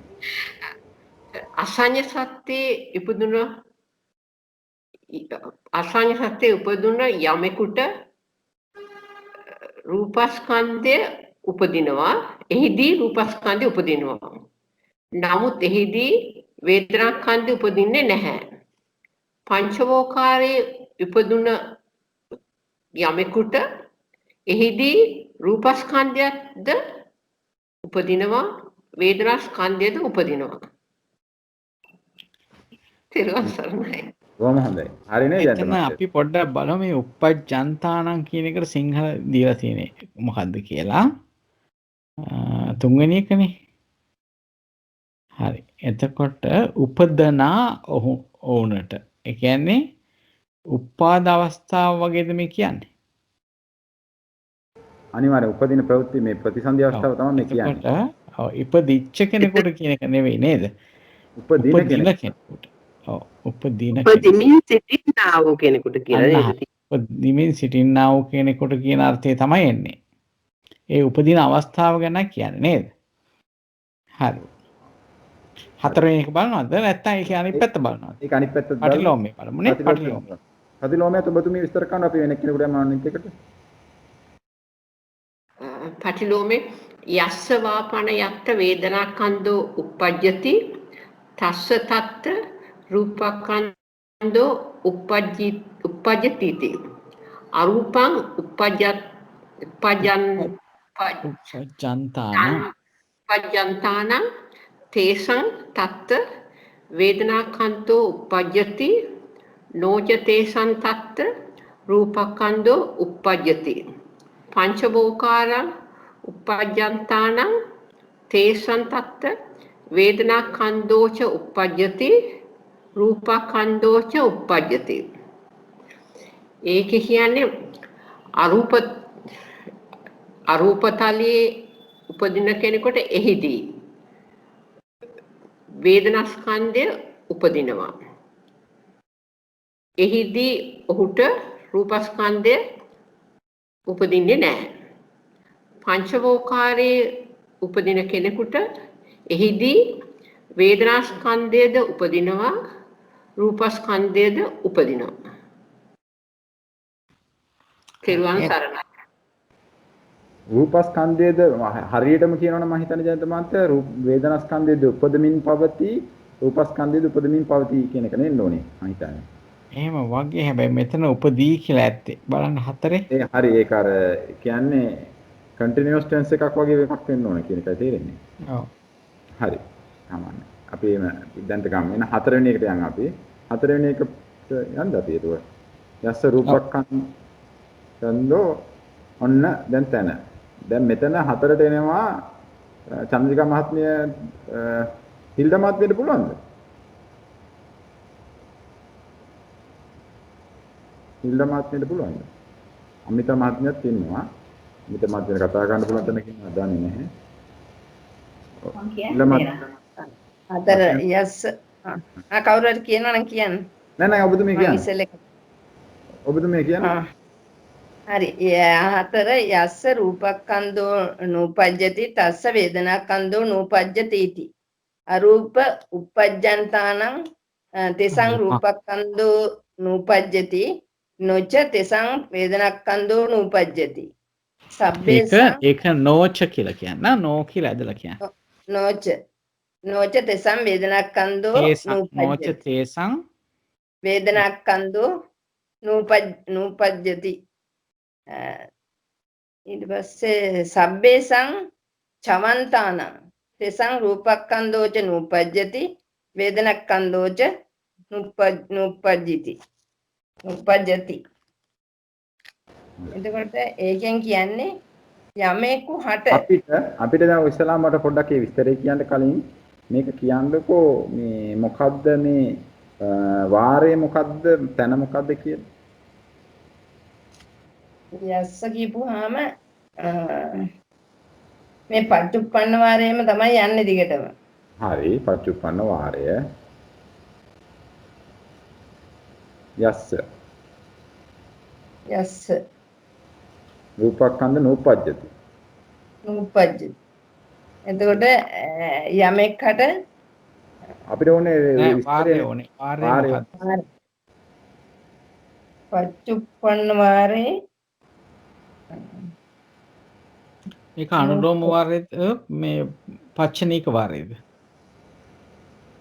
මේක අනුලෝම වාරයක්ද පච්චනීක වාරයක්ද කියලා බලපුවම තේරෙන්නේ නැහැ. අනුලෝම වාරය.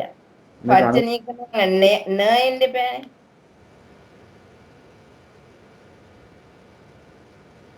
එතකොට මොන ප්‍රශ්න? න කියලා මෙන්න උනද උපජ්ජති තියෙනවා. ඔව් න උපජ්ජති තමයි මේ නූපජ්ජති. නූපජ්ජති කියලා තියෙන්නේ. ඔව් න උපජ්ජති තමයි මේ උපජ්ජති වෙන්නේ. සමා වෙන්න මේ බලන්න එපා. ඒකේ න ආකාරය කියපුවාම න අකුරු මෙනවයි කියලා හිතා ගන්න එපා. ඒකට ප්‍රශ්නයක් එනවා හැබැයි ඇත්තටම නේ ජයන්ත මහත්තයා. ඔව් ඒක තමයි. ඒ කියන්නේ පත්‍යනික කියන එක න ආකාරය එනවාද කියලා බලන්න. අකුරු එනවාද කියලා බලන්න එපා. ආස සමාවෙන් මට තමයි වැරදුනේ. නූපජ්ජති කියන්නේ න උපජ්ජති කියන එක තමයි. හරි. හොඳයි. යමෙක් හට එතකොට ඒක පච්චනික වාරයේද අනුලෝම වාරයේද? වචනික අනුලෝමේ. බොහොම හොඳයි. අනුලෝම පුච්ඡාව තමයි වාරයේ පච්චනික වාරය නේද? වචනික වාරේ. පච්චනික අනුලෝම පුච්ඡාව. හරි. එහෙම කිව්වොත් හරි. හරිද? පච්චනික අනුලෝම වාරය කියන්න එපා. පච්චනික අනුලෝම පුච්ඡාව. එහෙම. හරි. එතකොට මොකද්ද මුලින් ඉඳන් කියනවනම් මොකද ඒ තැන වාරේ මොකද්ද? තව ඔක පුද්ගලද ඕකාසද පුද්ගලෝකාසද? මුලම ඉඳන් එනවා නේද? ඔව් මුලින් ඉඳන් එනවනම් ප්‍රඥප්ති වාරේ ප්‍රඥප්ති වාරේ නෙමෙයිනේ හින්නේ අපි දැන්. ප්‍රවෘත්ති වාරේ පරිඤ්ඤා වාරේ කියලා තුනක් තියෙනවනේ. ඒකේ ප්‍රවෘත්ති වාරේ උපාද වාරේ. බොහොම හොඳයි. උත්පාද වාරේ උපාද වාරේ පච්චුප්පන්න වාරේ. බොහොම හොඳයි. පච්චුප්පන්න වාරේ අන්තිමට ප්‍රත්‍යනීක අනුලෝම පුච්චා ඉතලා පුද්ගලද ඕකාසද ඕකාසද කියලා. ඕකාසද පුද්ගලද මේ? පුද්ගලද ඕකාසද? පුද්ගලද ඕකාසද පුද්ගලෝකාසද? යස් ඕකාස වාරේ. ඕකාස යමක් හට කියලානේ තියෙන්නේ. යමෙකුට. ඔව්. යමෙකුට කියලා කියනවනම් යමක් හට. යමක් හට නෙමෙයිද යමෙකුට. යමක් හට. යමක් හට නෙවෙයි. යමෙකුට. යමෙක් යම් පුද්ගලයෙක් ගැන මේ කියන්නේ. පුද්ගලය ඕකාස. නෑ. පුද්ගලෝකාස නෙමෙයි.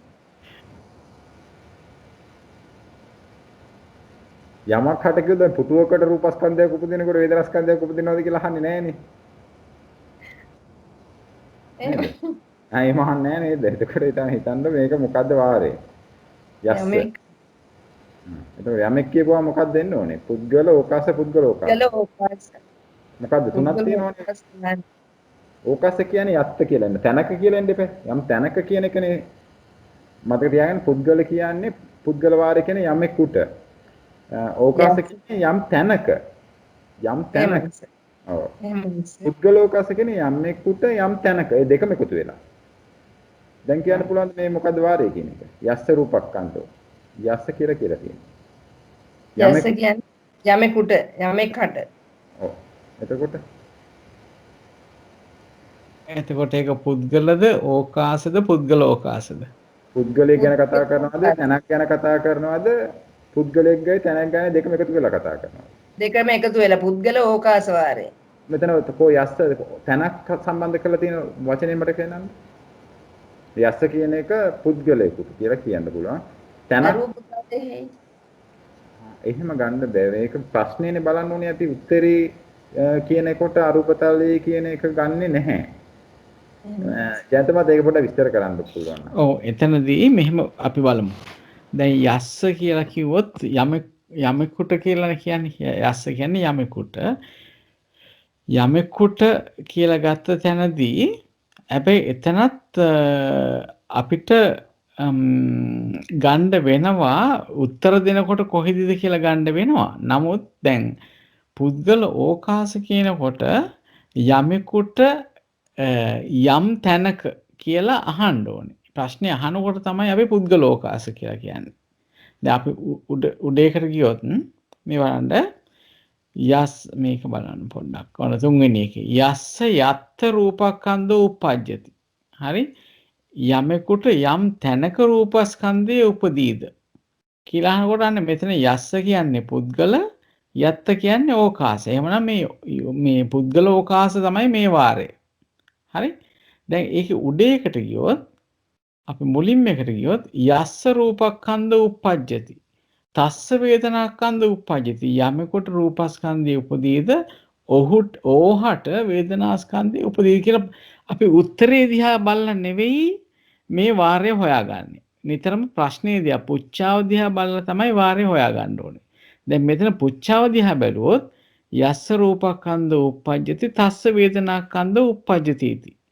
යමෙකුට රූපස්කන්ධය උපදීද ඕහට වේදනාස්කන්ධය උපදී දෙයක් කියන එක කියන්නේ. එතකොට මෙතන තැනක් ගැන ප්‍රශ්නේ පුච්චාවේ නැහැ. එහෙමනම් මේක පුද්ගල වාරයක්. දැන් බලන්න ඊළඟ එකට ගියොත් එහෙම යත්ත රූපක්ඛන්ධෝ uppajjati තත්ත වේදනාක්ඛන්ධෝ uppajjati. එතකොට අහන්නේ යම් තැනක රූපක්ඛන්ධය උපදීද එහි වේදනාස්කන්ධය උපදීද යත්. හරි? ඒ කියන්නේ මෙතනදී පුච්චාවේ බලන්න පුද්ගලයෙක් ගැන සඳහන් කරලා නැහැ. මේ පුච්චාවේ සඳහන් කරලා තියෙන ස්ථානයක් ගැන විතරයි. යත්ත යම් තැනක. ඊට පස්සේ තත්ත කියලා තියෙනවා. යත්ත රූපක්ඛන්ධ uppajjati තත්ත වේදනාක්ඛන්ධ uppajjati इति. එහෙමනම් මේ පුච්චාවේ තියෙන්නේ ස්ථානයක් පිළිබඳ විතරයි. එහෙමනම් මේක ඕකාස වාරයක්. හරි? එතකොට දැන් ඊළඟ එක තුන්වෙනි එකට ගියොත් එහෙම යස්ස තත්ත රූපක්ඛන්ධ uppajjati තස්ස තත්ත වේදනාක්ඛන්ධ uppajjati. දැන් මෙතන බලන්න පුච්චාව. මෙතනදී පුච්චාවේ යස්ස කියලා තියෙනවා යත්ත කියලා තියෙනවා. එහෙමනම් යමෙකුට යම් තැනක මෙතන තස්ස තත්ත කියන්නේ ඕහට එතැන. එතකොට බලන්න මෙතන පුද්ගලයෙකුත් ඉන්නවා ස්ථානයකුත් තියෙනවා. එහෙමනම් පුද්ගල ඕකාස කියන කොටස තමයි මෙතන යෙදিলা තියෙන්නේ. දැන් පැහැදිලිද ඒක? බොහොම හොඳට පැහැදිලි වුණා. තෙරුවන් සරණයි සර්. හොඳයි. එතනදී බලන්න ඕනේ ප්‍රශ්නය කොහොමද අහන්නේ කියන විදිහට තමයි අපි බලන්නේ වාරය මොකක්ද කියලා. උත්තරේ දිහා බලලා නෙවෙයි. හරි නේද? හරි. ඔබතුමීට පුළුවන් ද ඒක විස්තර කරන්න? දැන් පුළුවන් ද විස්තර කරන්න? ඔබ කියපු මේක. යම් දැන් මේක අප මුලින් ඉඳලා සර්. දැන් කියවපු එකනේ මම ඇහුවේ වාරය මොකද්ද කියලා. උතන කියලා තියෙන්නේ මොකද්ද එතකොට දැන්? මේක මේ හතරවෙනි එක ඕකාස ප්‍රත්‍යනීක ඕකාස වාරය. වාරය අපි කිව්වනේ. ඒ කියපු එකේ විස්තර වෙලා තියෙන්නේ මොකද? ඒ හතරේ ඔබතුමී කියපු එකකින් මේ දැන් මට තේරුන්නේ නැහැ කිව්ව මොකද්ද උතන තියෙන්නේ කියලා පොඩ පැහැදිලි කරලා දෙන්න කිව්වොත් ඔබතුමී මොනවද දැන් කියන්නේ? එතන පොඩ්ඩක් ඔබතුමී කියවනේ ඕකාස වාරය කියලා. මේ බලන්න මෙතන තියෙන යස්ස කියලා. යස්ස රූපක්ඛන්ධෝ නූප්පජ්ජති තස්ස වේදනාක්ඛන්ධෝ නූප්පජ්ජති. එතකොට එතන පුද්ගලයෙක් ගැනද කියන්නේ හතරවෙනි එක නේද? හරි. හතරවෙනි එක. එතකොට කතා කරන්නේ කවුරු ගැනද? මොකක් ගැනද? යස්ස කියන්නේ මේ යමකුට. තස්ස කියන්නේ ඕහට. අන්න හරි. එතකොට මේක මොන වාරයේද? ඒක පුද්ගල වාරයක්ද ඕකාස වාරයක්ද පුද්ගල ඕකාස වාරයක්ද? ඕකාස වාරය. යමෙකුට කියන්නේ පුද්ගලයෙකුට නේද? ඉස්සලම ඕකාස වාරය කියලා කියන්නේ මොකටද කියලා කියන්නකො ඔබතුමීට ඕකාස වාරය කියන්නේ මොකටද? ඕකාස වාරය කියන්නේ තැනක් සඳහන් වෙන එකට. පුද්ගල වාරය කියන්නේ යම් කෙනෙක් සඳහන් වෙන එකට. දැන් මෙතන තැනක්ද තියෙන්නේ හතරවෙනි එකේ? කෙනෙක්. එහෙනම් මොකද මොන වාරයේද? පුද්ගල ඕකාස වාරය. ඕකාස එකක් එන්නේ නැහැ නේද? තැනක් ගැන කියන්නේ නැහැ නේ මෙතන. ප්‍රශ්නේ තත්ත කියලා තැනක් නැහැ නේ. යත්ත කියලා තැනකුත් නැහැ නේද? මෙතන යස්ස විතරයි තියෙන්නේ. යස්ස රූපක්ඛන්ධෝ නූප්පජ්ජති තස්ස වේදනාක්ඛන්ධෝ. අපි සිංහල එකට යම් බලන්න. සිංහල එකේ බලන්න කොහොමද තියෙන්නේ කියලා. මේ යමක් හට කියලා තියෙන්නේ යමෙක් හට වෙන්න ඕනේ. යමෙක් හට රූපස්කන්ධ නූපදී නම් ඕහට වේදනාස්කන්ධේ නූපදීය. යත්. හරි. එතකොට මෙතන කියන්නේ පුද්ගලයෙක් ගැනනේ. යමෙක් හට රූපස්කන්ධේ නූපදිනවා නම් ඕහට. එතකොට මෙතන පුද්ගලයෙක් ගැනයි කියන්නේ. එහෙමනම් මේක මොකක් වෙනවද? පුද්ගල වාරය වෙන්න ඕනේ.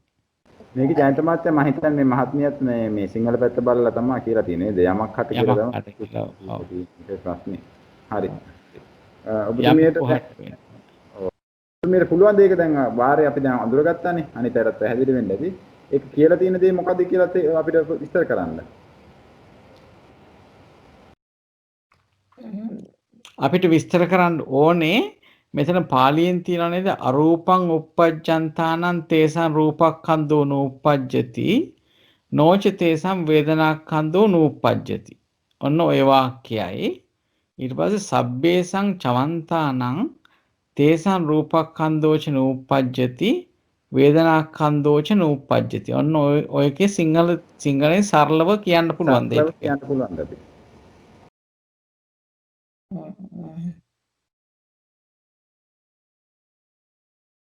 යමෙකුට රූපස්කන්ධයක් යමෙකුට නෙවෙයි. යමෙකුට නෙවෙයි මං කිව්වේ අරූපං කියන තැනින් පටන් ගන්න ඕනේ. අරූපං uppajjantāනං කියන තැනින් තමයි පටන් ගන්න ඕනේ. මේ හතරවෙනි එක නේද? ඔව් හතරවෙනි. හතරවෙනි ඔබතුමිය එකේ- විස්තර කරන්නකෝ. ඔබතුමිය විස්තර කරන්නකෝ. ඔබතුමිය කියන්නකෝ. යස්ස රූපස්කන්ධෝ නූපජ්ජති එතන නේද? ඔව් ඒක තමයි. ඒක ඔබතුමිය දන්න විදිහට ඔබතුමිය තේරුම් ගත්ත විදිහට අපිට පොඩ්ඩක් කියන්නකෝ. මොකද උතන කියලා තියෙන්නේ කියලා. හතරවෙනි එකේ කියලා තියෙන්නේ කාට හරි යම්කිසි කෙනෙකුට රූපස්කන්ධයක් උපදිනවා නම් ඔහුට අපි ඊටමත යවන්න. කියන්නකෝ. යමෙකුට රූපස්කන්ධයක් උපදිලා නැත්තම් ඉපදුනේ නැත්තම් ඔහුට වේදනාස්කන්ධයකුත් උපදින්නේ නැහැ. අරූප භවයේ ඉපදුනහම ඔහුට රූපස්කන්ධය උපදින්නේ නැහැ. වේදනාස්කන්ධයත් උපදින්නේ නැහැ.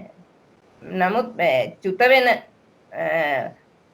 වෙන අයට රූපස්කන්ධයත් වේදනාස්කන්ධයත් දෙකම උපදින්නේ නැහැ කියන එක. ඕක තව කවුරු හරි පැහැදිලි කරන්න දෙන්න බලමු. මට තව එක්කෙනෙකුට තව අපි යොමු වෙලා බලමු. උත්තර හරිද වැරදිද කියලා අපි කියන්නේ නැහැ. බලමු. පුළුවන් ද අමිතා මහත්මිය ඉන්නවා. චන්ද්‍රිකා මහත්මියත් බලමු. මම කියන්නේ මේක උපාද වාරේ පච්චුප්පන්න වාරේ ප්‍රතිනීකේ රූපස්කන්ධ මූල වේදනාස්කන්ධ මූලී පුද්ගල වාරේ. එතකොට යස්ස රූපස්කන්ධෝ නූපජ්ජති කියන්නේ යමෙකුට රූපස්කන්ධේ නූපදීද තස්ස වේදනාස්කන්ධෝ නූපජ්ජති. ඕවට වේදනාස්කන්ධේ නූපද එකෙන් එකට ඕනේ නැහැ. සම්පූර්ණ ඔබතුමිය කියවලා සම්පූර්ණ පැහැදිලිව කියන්න සරලවම කියන අරූපං උපජ්ජාදන තේසන් රූපස්කන්ධ නූපදිත නෝතේක අරූපේ උපදිනකොට රූපස්කන්ධය නූපදී නමුත් වේදනාස්කන්ධය උපදී. ඊළඟට චුත වෙන්නවුන්ට ඒ කියන්නේ බංගක්ෂණය ගැන හිතන්න ඕනේ. ඔව් එහෙනම් ඕක දැන් එතකොට මේ ඔගේ සිංහල පාලිය කියලා සිංහල තේරුම මෙහෙමයි කියලා කියනවා වගේ කියනවානේ. අපි මේ කාට හරි ඔබතුමී කියලා දෙනවා කියමුකෝ අපිට. කවුරු හරි යම් පුද්ගලයෙක් අරූපේ උපදිනකොට රූපස්කන්ධය යාට උපදින්නේ නැහැ. ඒ වුණාට යාට වේදනාස්කන්ධය උපදිනවා. ඒ වගේම යම් චුත වෙන්නෙකුට ඒ කියන්නේ යාගේ සංරක්ෂණය ගැන අපි මේ හිතන්න කුටිසිතේ අංගක්ෂණය ගැන හිතලම කතා කරනවා නම් ඔහුට රූපස්කන්ධය උපදින්නේ නැහැ. ඒ අවස්ථාවේදී වේදනාස්කන්ධය උපදින්නේ නැහැ. කොහෙද? දෙකම එකම තැනද කියන්නේ නැත්නම් තැන් දෙකකද ඔය කියන්නේ? ඒක තැන. ඒ කියන්නේ අරූපේම තමයි නේද එතකොට? ඔව්. එතකොට ඒක පොඩ්ඩක් තව පැහැදිලි කරලා උපදින අවස්ථාව මේ අරගන්නේ මට තේරෙන විදිහට නම් බංගක්ෂණයනේ චුතිසිතේ. ඒ කියන්නේ ඒ අවස්ථාවනේ. දැන් මේක පොඩ්ඩක් තවටියක් හොයලා බලන්න වෙනවා. ඒක තමයි වැඩි. ඔබතුමිය ඔබ අපිට දැන් අපෙන් ප්‍රශ්න කරනවා වගේ කරන්නේ තියෙන්නේ. ඕක බලන්න ඕනේ දැන් කාට හරි කියනවා අරූපං උපච්ඡාතාන තේසං රූපස්කන්ධ නූපජ්ජති කියනවා. නෝච තේසං වේදනාස්කන්ධ නූපජ්ජති. හරි අරූපේ උපදින්නාට රූපස්කන්ධයක් උපදින්නේ නැහැ. ඒ වුණාට උට වේදනාස්කන්ධය උපදිනවා. චුත වෙන්න උන්ට ඔය වචනයක් මගහැරලා කියන්න පොඩ්ඩක් ඉන්න. වචනයක් මගහැරලා ඔය කියන විස්තරේ. සබ්බේ සංකේල තියනවාද? සියලුම චුත වෙන සෑම දෙනාට රූපස්කන්ධයේ ඒ අවස්ථාවේ රූපස්කන්ධයත් නූපජ්ජති වේදනාස්කන්ධයත් නූපජ්ජති. උපදින්නේ රූපස්කන්ධය උපදින්නෙත් නැහැ වේදනාස්කන්ධය උපදින්නෙත් නැහැ. දැන් ඒක ආයෙ විස්තර කරන්න බලමු. අරූපේ උපදින්නන්ට රූපස්කන්ධය උපදින්නේ නැහැ. නමුත් වේදනාස්කන්ධය උට උපදිනවා. ඊළඟට ඒක චුත වෙන සෑම දෙනාට රූපස්කන්ධය නූපදී වේදනාස්කන්ධයත් නූපදී. ඒක එතකොට හරි ඒ කියන්නේ මේ චුත වෙන සෑම දෙනාටම කිව්වොත් එහෙම එතකොට හැම කෙනාට මේක පොදුයි කියන එක එන්න ඕනේ. නැත්තම් අර මේ හැම අර ඒ කාල අර ජයන්ත මහත්තයා කියපු සබ්බේසං කියන ඒ කාලේ මගේ අරමුණුත් ඒක අරූපයට පොදු වුණ එකක් වෙනව නේ ජයන්ත මහත්තයාට. අන්න ඒක තමයි. ඔව්. මෙතන අරූපී කියන්නේ නෙවෙයි කියන්නේ චුත වෙන හැම දෙනාට මොන ලෝකෙන් චුත වුණත් මේක තමයි සිද්ධිය. එතකොට මම අද අර දැන් සාමාන්‍යයෙන් ඔකේ විස්තරය ඇතුව කියනවා නම් ওই ප්‍රශ්නේ අහන එකේ ප්‍රශ්නේ අහලා තියෙන්නේ රූපස්කන්ධයක් නෝපදිනවා නම් කෙනෙකුට රූපස්කන්ධයක් නූපදිනවා නම් ඕහට වේදනාස්කන්ධයක් උපදින්නේ නැද්ද කියන එක තමයි ප්‍රශ්නේ. ඒතකොට අපි දැන් ආයේ ප්‍රශ්නෙත් එක්ක බලනකොට ඒ ප්‍රශ්නේ දෙකම සාර්ථකව කියනවා රූපස්කන්ධය උපදින්නේ නැති කෙනෙකුට දැන් මම ප්‍රශ්නයක් අහනවා නම් ඔයගොල්ලන්ගේ රූපස්කන්ධයක් උපදින්නේ නැත්නම් කෙනෙකුට වේදනාස්කන්ධයක් උපදින්නේ නැද්ද? දැන් ඕකනේ සරල උත්තර ප්‍රශ්නේ. දැන් මම ඔයගොල්ලන්ගෙන් එහෙම ප්‍රශ්නයක් ඇහුවොත් ඔයගොල්ලෝ මොන උත්තරයක්ද දෙන්නේ? ආයෙත් පුළුවන් චන්ද්‍රික මම අහනවා රූපස්කන්ධයක් උපදින්නේ නැති කෙනෙකුට වේදනාස්කන්ධයක් උපදින්නේ නැද්ද? එතකොට මම කියනවා උපදිනවා කියලා. හා? එක වචනේ උත්තරයක් දෙනවා නම් කියන උපදිනවා කියලා. නෑ නේ එහෙම කියන්න බෑනේ. එක වචනයක උතන කියන්නේ අහන්නේ රූපස් නිකන් අහනවා නම් කවුරු හරි අහන රූපස්කන්ධය උපදින්නේ නැත්නම් එයාට වේදනාස්කන්ධයත් උපදින්නේ නැද්ද? ඉතින් අරූපේ ඒකට මම හිතා ගන්නවා අරූපේ උපදින එක්කෙනාට රූපස්කන්ධය ඉපදුන්නේ නැතුනට වේදනාස්කන්ධය උපදිනවනේ.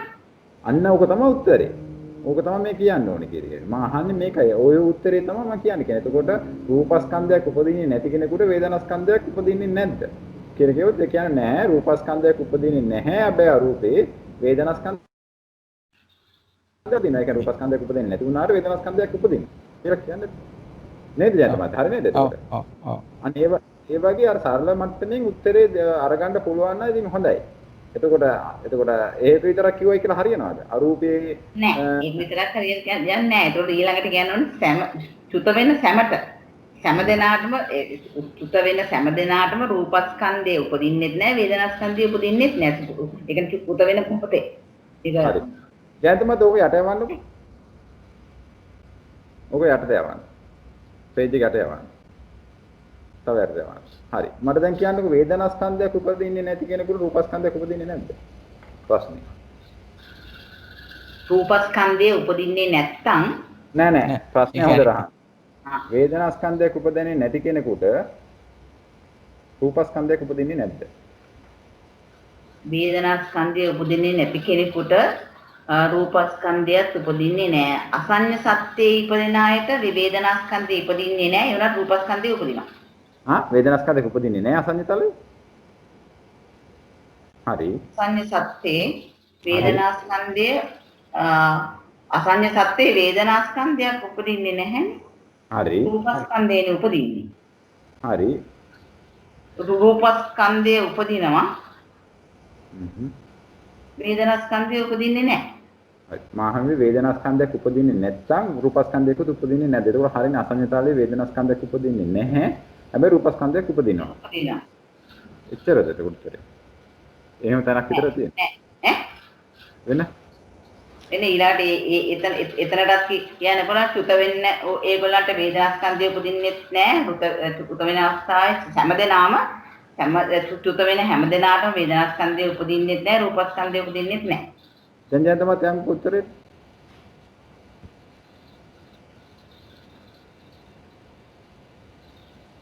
වැරදි.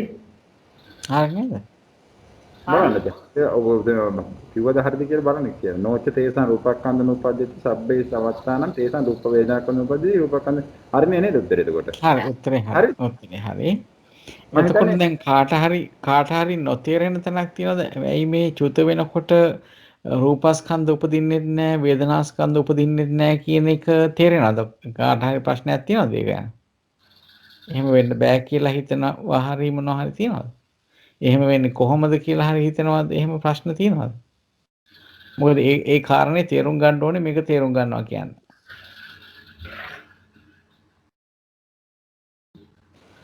මම හිතන්නේ තේරෙන්න ඇති බොහෝ දුරට මේ අධ්‍යයනය කරන අය ඉන්නවා හුඟක් දෙන්න පිළිසකුත් ඉන්නවා. හැබැයි අර වගේ මෙහෙම කියමු. මෙහෙම පොඩ්ඩක් කියමු ඒක. මෙහෙමයි. පෙරුවන් සරණයි. කියන්නේ. මේක මේ වර්තමාන හින්දා තමයි එහෙම වෙන්නේ නේ. එහෙම එකක් අනිවාර්යයෙන් වර්තමාන හින්දා වෙන්නේ. දැන් මෙහෙමනේ අපි දන්නව නේද? නාම ධර්ම කියනකොට නාම ධර්ම හතර සතර සංප්‍රයෝගයේ ලක්ෂණ කතා කරනකොට අපි දන්නව නේද? ඒක උත්පාද නිරෝධ. ඒක නිරෝධනේ. ඒක උත්පාද ඒක නිරෝධ.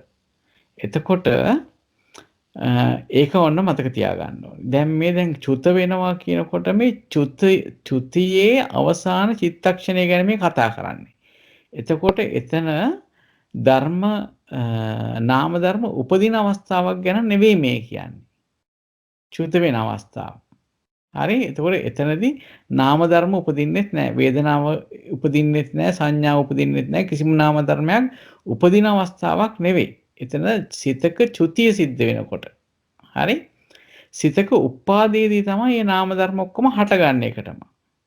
එතකොට දැන් මෙතන චුත වෙන අවස්ථාව කියන්නේ චුත චිත්තයේ අවසාන කුඩා චිත්තක්ෂණය ගැන මේ කතා කරන්නේ. එතකොට එතන නාම ධර්ම ඇති වෙන තැනක් නෙවෙයි. ඒ වගේම රූප ධර්ම කියනවා ඇති වෙන්නේත් සිතක යම්කිසි සිතකින් රූපයක් ඇති වෙනවා නම් දැන් චිත්තජ රූප ඇති කරන්න පුළුවන් සිතක් නම් ඒ සිතේ උපාදක්ෂණයේදී තමයි ඒ රූපය ඇති වෙන්නේ. දැන් මෙතනදී චුතිසිතේ භංගය කියන්නේ සිතේ බිඳෙන අවස්ථාව. එතනට පුළුවන් කමක් නැහැ රූප උපදවන්න. එතකොට මේ පැත්තෙන් බලනකොට මේ චුතිසිතේ බිඳෙන අවස්ථාවේදී රූප උපදවන්නත් බෑ, නාම ධර්ම උපදවන්නත් බෑ. ඒක පැහැදිලිද? තේරෙනව නේද? මම හිතනවා තේරෙනවා ඇති කියලා. බ්‍රෝ මහත්තයා. එතනදී ඇයි අපිට ගන්න බැරි මේ උත්පාද අවස්ථාව නැතුව මේ දැන් උත්පාද තිති භංග කියලා තියෙනවනේ. ප්‍රශ්නයක් ඇටියට අහන්න. තිති අවස්ථාවයි ගන්න බැරි. කාගෙන් හරි අහන්න. ජයන්ත මහත්තයා කියන්න එපා. චන්ද්‍රිකා මහත්මියත් කියන්න නැතු වෙන කාට හරි පුළුවන්. තිති අවස්ථාව ගන්නේ නැත්තේ උතන.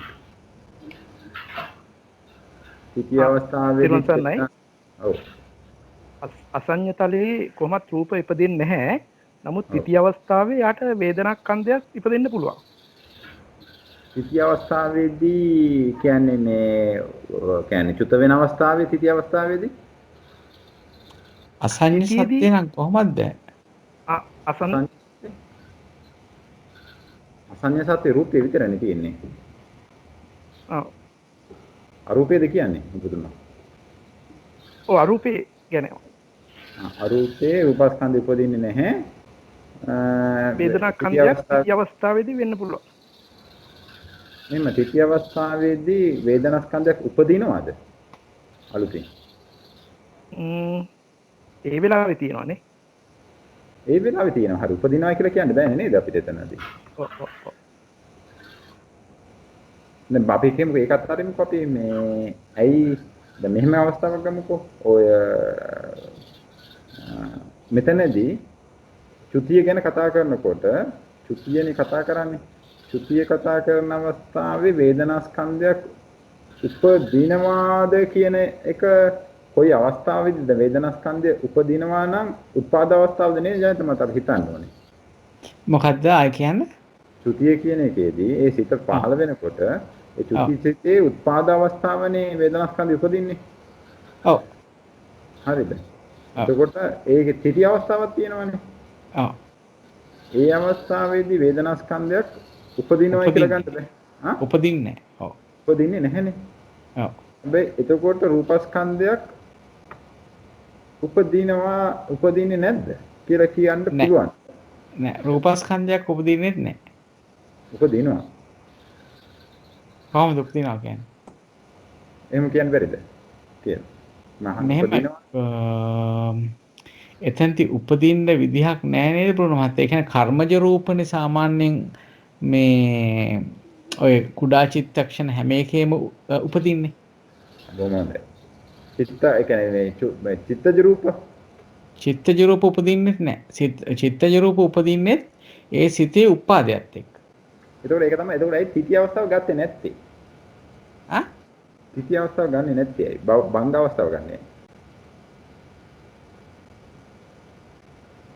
ඒ බංගේදී බංග වෙලා යනවා තිතියේදී ඒක තියෙනවා.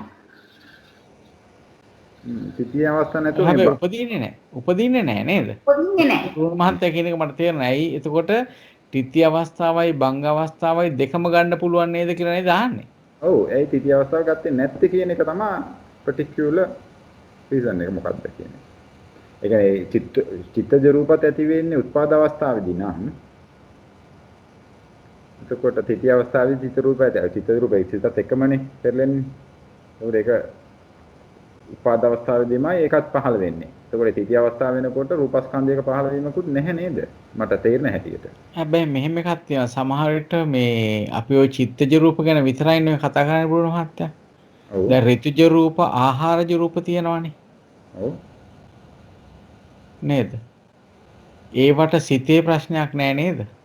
නෑ ඍතුජ රූප කොහොමත් පහළ වෙනවා නේද ඇඟේ? ඔව් ඒක තමයි. දැන් මෙතනදී අහන්නේ රූප පහළ වෙනවද නැද්ද කියලා නේ අහන්නේ. ඔව්. පහළ වෙන්නේ නැහැ කියලා කියන්න බෑ නේද එතකොට. එහෙම ඍතුජ රූප ගැන හිතන්න බෑනේ. නෑ එතකොට ඍතුජ රූපේ ඇති වෙන්න පුළුවන් මේ ත්‍ිති අවස්ථාවේදී. ආහාරජ රූපයක් ත්‍ිති අවස්ථාවේදී ඇති වෙන්න පුළුවන් නේ. නමුත් භංග අවස්ථාවේදී බෑනේ. භංග අවස්ථාවේදී ඍතුජ රූප පහළ වෙන්න බෑ කියන්නේ. බෑ කියන්නේ මේ ඇඟේ ත්‍ිති රූප චුතියට ඉස්සලයි චිත්ත වීතියේදී චුතියට ඉස්සලයි ඉතිදී කර්මජ රූප, ආහාරජ රූප, චිත්තජ රූප ඉදීමට අතර වෙනවා කියලා තියෙනවනේ නේ. නෑ ඍතුජ රූප ගැන අපි කතා කරන්නේ. ඍතුජ රූප. චිත්තජ රූප නතර වෙන්නේ නැහැ 17කට කලින්. කර්මජ රූප විතරයි 17කට කලින්. ඔව්. කියන්නේ. පොඩ්ඩක් මන් දන්නේ හරිද ඒක කියලා. දැන් සබ්බේසං චවන්තානං කියනකොට දැන් මෙතන තියෙන්නේ මේ උත්පාද වාරේ, ඒ කියන්නේ පච්චුප්පන්න වාරේ, ප්‍රත්‍යනික වාරේ, පුද්ගල වාරේ. එතකොට පච්චුප්පන්න වෙනකොට දෙකක් ගන්න බෑනේ මේ තිතියයි චුතියයි දෙකම. හරිද ඒක? මං අහුවේ තෘතිය අවස්ථාවක් ගන්න පුළුවන් නේද? එතකොට අපි මේ කතා කරන එකේදී මට තේරුණ දේ කියන්නම්කෝ. ඒ ගන්න බැරි නෑ මං හිතන්නේ බ්‍රුණ මහත්තයා මේ චුති වෙන මොහොතනේ පච්චුප්පන්න මොහොතනේ චුති වෙන. එතකොට නෑ මට තේරෙන දේ කියන්නද? මම ඒ ප්‍රශ්නේ යොමු කරේ කියන එක. මට තේරෙන්නේ මේ කතා කරන්නේ මේ වාරවලදී ඒ කියන්නේ උත්පාද අවස්ථාව, කියන්නේ ප්‍රතිසන්දි උත්පාද අවස්ථාව. හරිද? චුති භංග අවස්ථාව. ඒ අවස්ථා දෙක විතරයි කතා කරලා තියෙන්නේ particular reason. ඇයි දන්නවද මට එහෙම තේරෙන්නේ? රූපස්කන්ධය ඇති නොවන, රූපස්කන්ධය ඇති වෙන, වේදනාස්කන්ධය ඇති වෙන අවස්ථාවක් ගැන කතා කරනවානේ. මේ අපි අර පොඩක් වැඩිපුර යන නිසා මේක කාලය ගැන හිතලා අපි මේ කතා කරේ. මේ ඔයගොල්ලන්ට පොඩක් හිතන්න. දැන් තුන්වෙනි එක අහනවා නේද? මේ යම් කෙනෙකුට රූපස්කන්ධය උපදිනකොට වේදනාස්කන්ධය උපදිනවාද කියන එකේදී අසඤ්ඤතලයනේ කියන්නේ. අසඤ්ඤතලයේ පළවෙනි එකම පොතේ ජාතක මතය පුළුවන් ෂෙයා කරන්න. පළවෙනි නම්බරයට යන්නකෝ. පළවෙනි නම්බරයට ගියාම උතන අහනවානේ රූපස්කන්ධය උපදින අවස්ථාවේදී වේදනාස්කන්ධයක් උපදිනවාද කියලා අහනවානේ. දැන් අපි නිකන් අහුවොත් රූපස්කන්ධයක් උපදිනකොට වේදනාස්කන්ධයක් උපදින තැන් ටිකනේ ඔය කියන්නේ නේද? අසඤ්ඤතලයේ උපදිනවා කියන එක. මේ අසඤ්ඤතලයේ උපදිනකොට රූපස්කන්ධය උපදිනවා, වේදනාස්කන්ධයක් උපදින්නේ නැහැ කියන කියනවා. පංචෝකාර භවයේදී නම් රූපස්කන්ධය උපදිනකොට වේදනාස්කන්ධයත් උපදිනවා කියනවා. ඒතකොට මේ අවස්ථාව අපි තේරුම් ගන්න බැරිද? නිකන් හිතුවොත් සාමාන්‍ය නිකන් ප්‍රශ්නයක් අහුවොත් රූපස්කන්ධයක් තියෙනකොට උපදිමින් පවතිනකොට වේදනාස්කන්ධයක් උපදින්න බැරිද පංචෝකාර භවයේදී? පංචෝකාර භවයේදී රූපස්කන්ධයක් රූපස්කන්ධයක් පවතිනවා. උපදීන පවතිනවා. හැබැයි වේදනාස්කන්ධයක් පවතින්නේ නැහැ. මහත්ය මේ ප්‍රවෘත්ති වාරයේ හින්දා ඇත්තටම මෙතන තියෙන්නේ චුති ප්‍රතිසන්දිය නැත්නම් මරණ උත්පාද නිරෝධ කියන අවස්ථාව. ඒක තමයි මේ පැහැදිලි කරන්න හදන්නේ. මතු ප්‍රශ්නේ තමයි රූපස්කන්ධය උපදීමින් පවතින පංචෝකාර භවයක වේදනාස්කන්ධයක් ඉපදෙන්නේ නැති අවස්ථාවක් නැද්ද? අහන ප්‍රශ්නේ. පංචෝකාර භවයකදී රූපස්කන්ධය තියෙනවා නම් වේදනාස්කන්ධයක් තියෙනවාද මේක? උපදිනවා නම් පංචෝකාර භවයේ රූපස්කන්ධයක් උපදින අවස්ථාවක් තියෙනවා. හැබැයි වේදනාස්කන්ධයක් උපදින්නේ නැති අවස්ථාවක් තියෙනවා. හරන ඒ කියන්නේ ඉපදෙනකොට මැරිච්ච එක්කෙනෙක් නා. නෑ. නිරෝධ සමාපත්තිය. නිරෝධ සමාපත්තිය නේ. නිරෝධ සමාපත්තිය ගැන හිතුවොත් එතන රූපස්කන්ධයක් උපදමින් පවතිනව නේද? ඔව්. වේදනාස්කන්ධයක් තියෙනවද? නෑ. සංඥාස්කන්ධයක් තියෙනවද? සංස්කාරස්කන්ධයක් තියෙනවද? විඥානස්කන්ධයක් තියෙනවද? ඔව්. එතකොට ඇයි මේක සඳහන් නොවුනේ කිව්වොත් මේක අර උත්පාද අවස්ථාව ප්‍රතිසන්දි උත්පාද අවස්ථාවයි මේ චුති භංග අවස්ථාව විතරයි මේ අරගෙන තියෙන්නේ. එතකොට නැත්තම් අර භංග අවස්ථාව කියන්නේ මේ චුතියේදී අර තිති අවස්ථාවෙත් අරක ගැලපෙනවා. ඔව් ඒක තමයි මම හිතන්නේ ශ්‍රීමති මහත්මියත් මතු කරේ එකම තමයි. මෙතන චුති අවස්ථාව විතරයි. ඒ කියන්නේ භංග චුතිසිතේ භංගක්ෂණය තමයි මෙතනදී මේ අරන්ති. අන්න හරි. ඒ දෙකයි මේ උත්පාද වාරයේ කියන එකේ අරන් තියෙන්නේ අවස්ථා දෙක. මට තේරෙන හැටියට. එහෙම නොවුනොත් ප්‍රවෘත්ති අවස්ථාවක් අරන් නැහැ මෙතන. ඒ කියන්නේ උත්පාද කියන ඒ කියන්නේ ප්‍රවෘත්ති වාරය කියලා කිව්වට ප්‍රවෘත්ති වාරය උත්පාද වාරය කියන එක සඳහන් වෙනකොට ප්‍රතිසන්දි උත්පාද අවස්ථාවයි චුති භංග අවස්ථාව ගැන විතරයි සලකලා තියෙන්නේ. ඒක සූක්ෂම බලන්න වෙනවා. මම හිතන්නේ මේ කාල වේලාව ගිහිල්ලත් අර පොඩ්ඩක් මේ ඒක මතු කරොත් හොඳයි කියලා හිතනවා. මේ මොන වගේ අවස්ථාවක්ද කතා කරන්නේ කියලා හිතුවොත් මේක ප්‍රවෘත්තියක් ගැන කතා කරනවා. ප්‍රවෘත්ති වාරය තමයි ප්‍රවෘත්ති උත්පාද වාරය ගැන කතා කරනකොට අර ඒක ඒ චිත්තක්ෂණයට මැද තියෙන ඒවා ටික අදාළ වෙන්නේ නැහැ. ඒ කියන්නේ මේ කුඩා චිත්තක්ෂණ දෙකක් ගැන විතරයි මේ ફોකස් කරලා තියෙන්නේ කියන එකයි. ඔව්. ඒක කොච්චර ගැඹුරුද කියලා හිතා ගන්න පුළුවන් නේද මේ தත්ත්වය. මේ තැන ගැන අනිවාර්යයෙන් මේ සාකච්ඡාව ඒක හරි වටිනවා බ්‍රුනෝ මහත්තයා ඒක මේ මතු කරලා ඒක පෙන්වන එක. එතකොට තමයි අපිට මේක ස්ථිර වශයෙන්ම ධාරණය වෙන්නේ. ඉතින් ඒක හරි වටිනවා. දැන් ඔයගොල්ලන් දැන් හිතා ගන්න මේ වාර ගැන යනකොට මේ ප්‍රවෘත්ති වාරේ උත්පාද වාරේ කියන එක කතා කරන්න වෙලා තියෙන අපිට ප්‍රතිසන්දියේ උත්පාද අවස්ථාවයි චුතියේ භංග අවස්ථාව. ඒක අතරමැද නෙමෙයි. මම හිතන්නේ මම උත්සාහ කරා මට තේරුණ දේ ඔයගොල්ලෝ එක්ක බෙදා ගන්න. ඔයගොල්ලන්ට ඒ ගැන යම් කිසි අදහසක් තියෙනවද? සරචන්ද්‍ර මහත්තයාට තේරුණාද ඒක? තේරුණා බ්‍රුනෝ මහත්තයා. හැබැයි ඊට පස්සේ එනවනේ උපාද නිරෝධ වාරය කියලා තවත් පරිච්ඡේදයක් එනවා නේද? නිරෝධ වාරය එනවා. නිරෝධ වාරයත් එනවා. ඊට පස්සේ උපාද නිරෝධ වාරයත් සම්බන්ධ කරලා කියනවා. එතකොට අපි බලමු ඇයි මෙතකොට මම ප්‍රශ්නයක් හැටියට ඔයගොල්ලන් අහනවා ඔයගොල්ලෝ පොඩ්ඩක් හොයන්න. උත්පාද වාරය ගැන කතා කරනකොට ඇයි අතර මේ භංග අවස්ථාව ගැන කතා කරන්නේ කියන්නේ. උත්පාද වාරයන්නේ කතා කරන්නේ.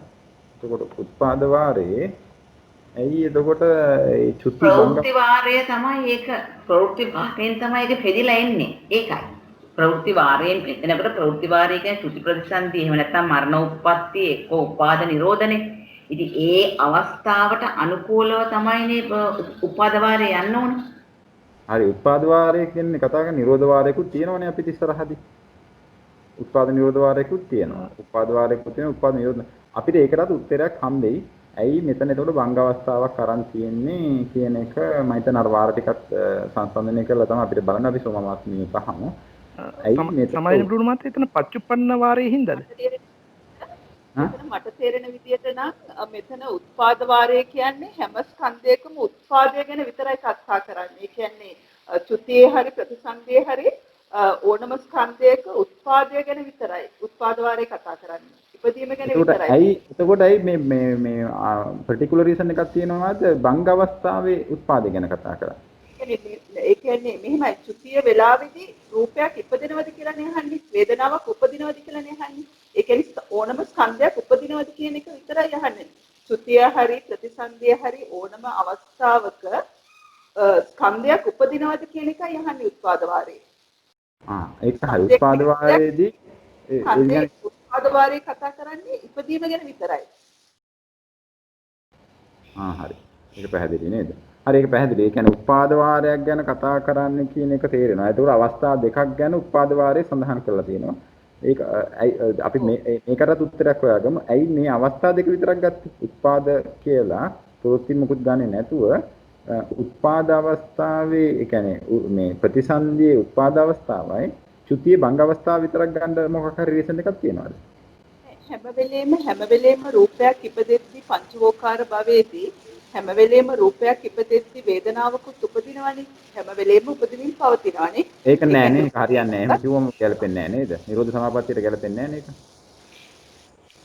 නිරෝධ සමාපත්තියේ එතකොට එතන සිත බංග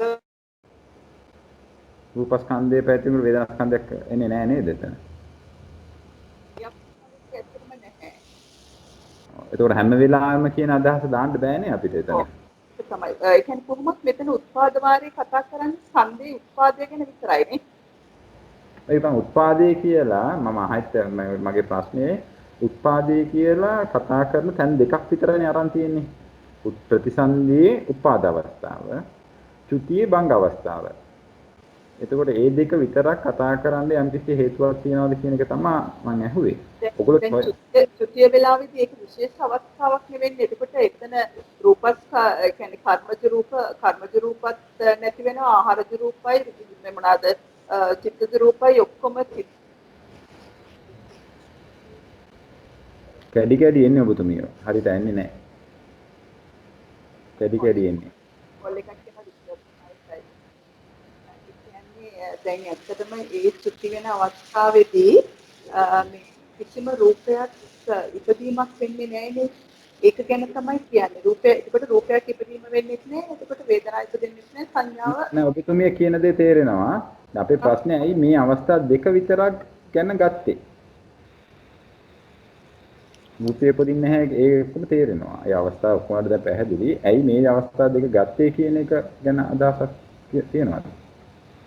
වෙන අවස්ථාවක් ගන්නේ නැතුව මේ ප්‍රවෘත්ති අවස්ථාවක් ගන්නේ නැතුව ප්‍රතිසන්දියේ උත්පාද අවස්ථාවයි චුතියේ භංග අවස්ථාව විතරක් ගන්න හේතුව මොකද්ද කියලා කියන්න පුළුවන්. ඒක බ්‍රෝණ මහත්තයා ඒක වෙන්න ඇති දැන් මේ දැන් නිරෝධ සමාපත්තිය වගේ අවස්ථා තියෙන හින්දා ඒක මේ විදිහේ වාක්‍යයකින් දෙකකින් කියන්න පුළුවන් කමකුත් නැතුව ඇති.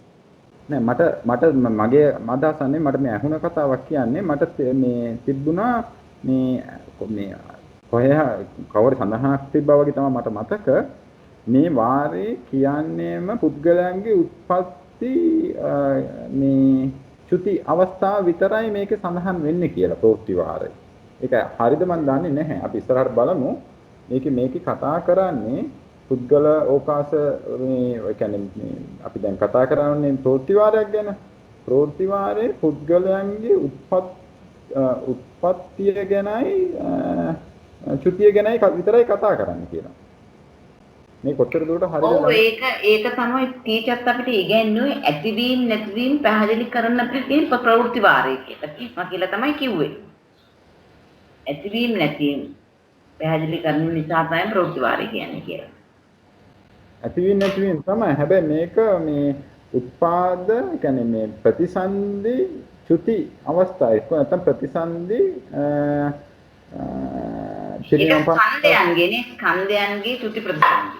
එහෙනම් තමයි කියවෙන්නේ. අපි බලමු. ඔයගොල්ලෝ පොඩ්ඩක් හිතලා බලන්න. ඔයගොල්ලෝ මේ ප්‍රශ්නේ යොමු කරේත් ඔයගොල්ලන්ට එතකොට හිතනවානේ. මේ වාරේ කතා කරන්නේ එතකොට ප්‍රතිසන්දි චුති. එක්කෝ නැත්නම් ප්‍රතිසන්දිය ගැන කතා කරනවා මේ පිරිනමන පාන අවස්ථාවක් ගැන කතා කරනවා. මේ අවස්ථාව වැරෙන්න වෙන අවස්ථාවල් කතා කරන්නේ නැහැ මේ ප්‍රතිවාරය කියන එක මට නෝටිස් වුණ එකක් මේක කියවුණ එකක්. ඔයගොල්ලොත් මේක පොඩ්ඩක් පරිශීලනය කරලා බලලා හරිද කියලා බලන්න. මේ කියලා තියෙන්නේ ඔක්කොම ප්‍රතිසන්දියක් එක්කෝ චුතියක් නැත්නම් පිරිනමන පෑමක්. මේක කොච්චර දුරට හරිද මම ඔයගොල්ලොත් පොඩ්ඩක් බලන්න. ඒක මමත් ඔයගොල්ලොත් මේ හොයන නිසා මේක යොමු කරේ. සරසෙන්ට මත මොනවද කියන්න හදනවද? තෙරුවන් සරණයි. මම මේ සංඥාපනයේ තියෙනවා මැදින් කියන උපාද වහරේලා ධර්මයන්ගේ උපාද ලක්ෂණ දක්වයි නිරෝධ වහරේලා ඔවුන්ගේම නිරෝධ ලක්ෂණ දක්වයි. උපාද නිරෝධ වහරේලා ඒ දෙකෙහිම ලක්ෂණ දක්වයි කියලා සංඥාපනයේ තියෙනවා. ඒක හරි. මේ ඇයි මේ පර්ටිකුලර් අවස්ථාවක් ගත්තේ කියන එක විතරයි අපි ඒක තව හොයමු. ඒක හරි. උපාද ගැන කතා කරනවා, නිරෝධ ගැන කතා කරනවා, උපාද නිරෝධ ගැන කතා කරනවා. මේකේ ප්‍රතිසන්දි අවස්ථාවයි චුති අවස්ථාව ගැන විතරක් නැත්නම් ප්‍රතිසන්දි පිරිනමන පාන අවස්ථාවක් ගැන විතරද කතා කරන්නේ කියන එකත් පොඩ්ඩක් ඔයගොල්ලෝ නෝටිස් කරලා බලන්න. අපි අද කාල වේලාව ගැන හිතලා මටත් යන්න තියෙනවා. ජයන්ත මහත්තයා නම් මෙහෙමනවාද ඉස්සර? මම එනම් ඔයගොල්ලන්ට පිරුවන් කරන්න මම. ඔව් එහෙනවා.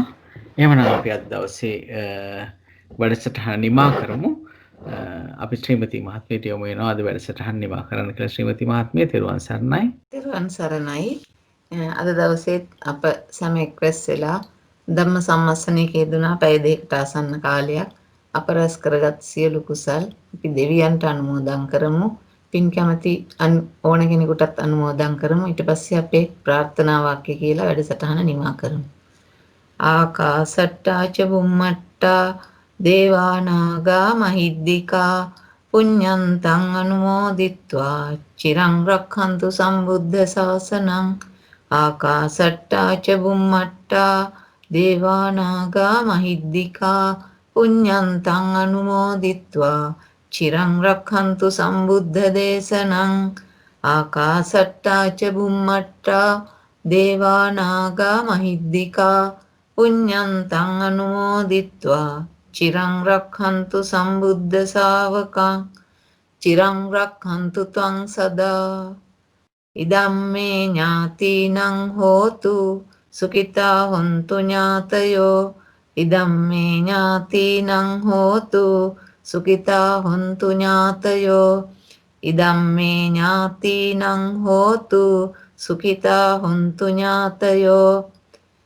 ඉමිනා පුඤ්ඤ කම්මේන පාමේ බාල සමාගමෝ සතං සමාගමෝ හෝතු යාව නිබ්බානපත්තිය. ඉදම්මේ පුඤ්ඤ කම්මං ආසවක්ඛයා වහං හෝතු. ඉදම්මේ පුඤ්ඤ කම්මං ආසවක්ඛයා වහං හෝතු. ඉදම්මේ පුඤ්ඤ කම්මං ආසවක්ඛයා වහං හෝතු. සබ්බ දුක්ඛා පමුජ්ජතු. සාදු සාදු සාදු. අද දවසේ අප කෙරෙහි මහත් කරුණාවෙන් බ්‍රුණු මහත්මයාත් දයන්ත මහත්මයාත් වැඩසටහන මෙහෙवला මේ සෝම මහත්මිය නෑ කියලා අවලංගු කරන්නේ නැතුව වැඩසටහන මෙහෙवला අපි පසුගිය කරපු ධර්ම දේශනා වාර සාකච්ඡාවට ගත්තා. ඉතින් අප හැමදෙනාම ඒ වෙනුවෙන් ඊටාම කෘතවේදීව ඔබ දෙදෙනාටම ඒ පින් අනුමෝදන් කරනවා. ඒ පින් බලෙන් මෙලොව වශයෙන් නිදුක් නිරෝගී සුවපත් දීර්ඝායුෂ ලැබේවා. උතුම් වූ නිර්වාණ අවබෝධයට සුව පහසුවෙන් යා ගන්න මේ පින් හේතු වේවා වාසනාව වේවා. ඔබ දෙපළගේම පවුලේ සැමටත් ධර්මය හදාරුවා වූ ස්වාමින් වහන්සේලා ඇතුළු ගුරුතුමන්ටත් මේ සියලු පින් අනුමෝදන් වෙත්වා. හැදු වැඩු දෙමව්පියන්ටත් එසේම මේ පින් අනුමෝදන් වෙත්වා. ඒ සියලු පින් බලෙන් ඒ සෑම සියලුම දෙනත් සුගතියෙන් සුගතියටපත් වී උතුම් වූ නිවනින් සැනසෙත්වා. අද දවසේත් මේ පැමිණ සිටි ඔබ හැම දිනාටමත් ඊටාම ගෞරවයෙන් පුණ්‍ය අනුමෝදනා කරනවා. අප සැම රැස් කරගත් සියලුම පින් මෙලොව වශයෙන් අපට නිදුක් නිරෝගී සුවපත් දීර්ඝායුෂ ජීවිත ලැබමින් මේ සම්බුද්ධ ශාසනය නොපිරිහි අතුරුදහන් නොවි පවත්වාගෙන යන්න මේ අභිධර්ම දේශනා මාලාව රැකගන්න ධෛර්ය ශක්තිය වීර්ය දීර්ඝායුෂ ප්‍රඥාව ලැබේවා. ඒ වගේම පතන්නා උතුම් බෝධියකින් ඊතා සුව පහසුවෙන් මාර්ගඵල නිවන් අවබෝධය ලැබේවා. නිවන් දක්නාතුරු උදාර ගති පැවතුම් ඇති කල්යාණ මිතුරු මිත්‍රයන්ගේ ආශ්‍රයත් සුපිරිසිදු නිර්මල සද්ධර්ම රත්නයේ ශ්‍රවණියත් අපට හේතු වේවා වාසනාව වේවා. හැම දිනාටම තෙරුවන් සරණයි. සියල්ලන්ටම තෙරුවන් සරණයි. තෙරුවන් සරණයි මහත්මයා. තෙරුවන් සරණයි. තෙරුවන් සරණයි. සරණයි තෙරුවන් සරණයි හැම දිනකටම බොහොම පිං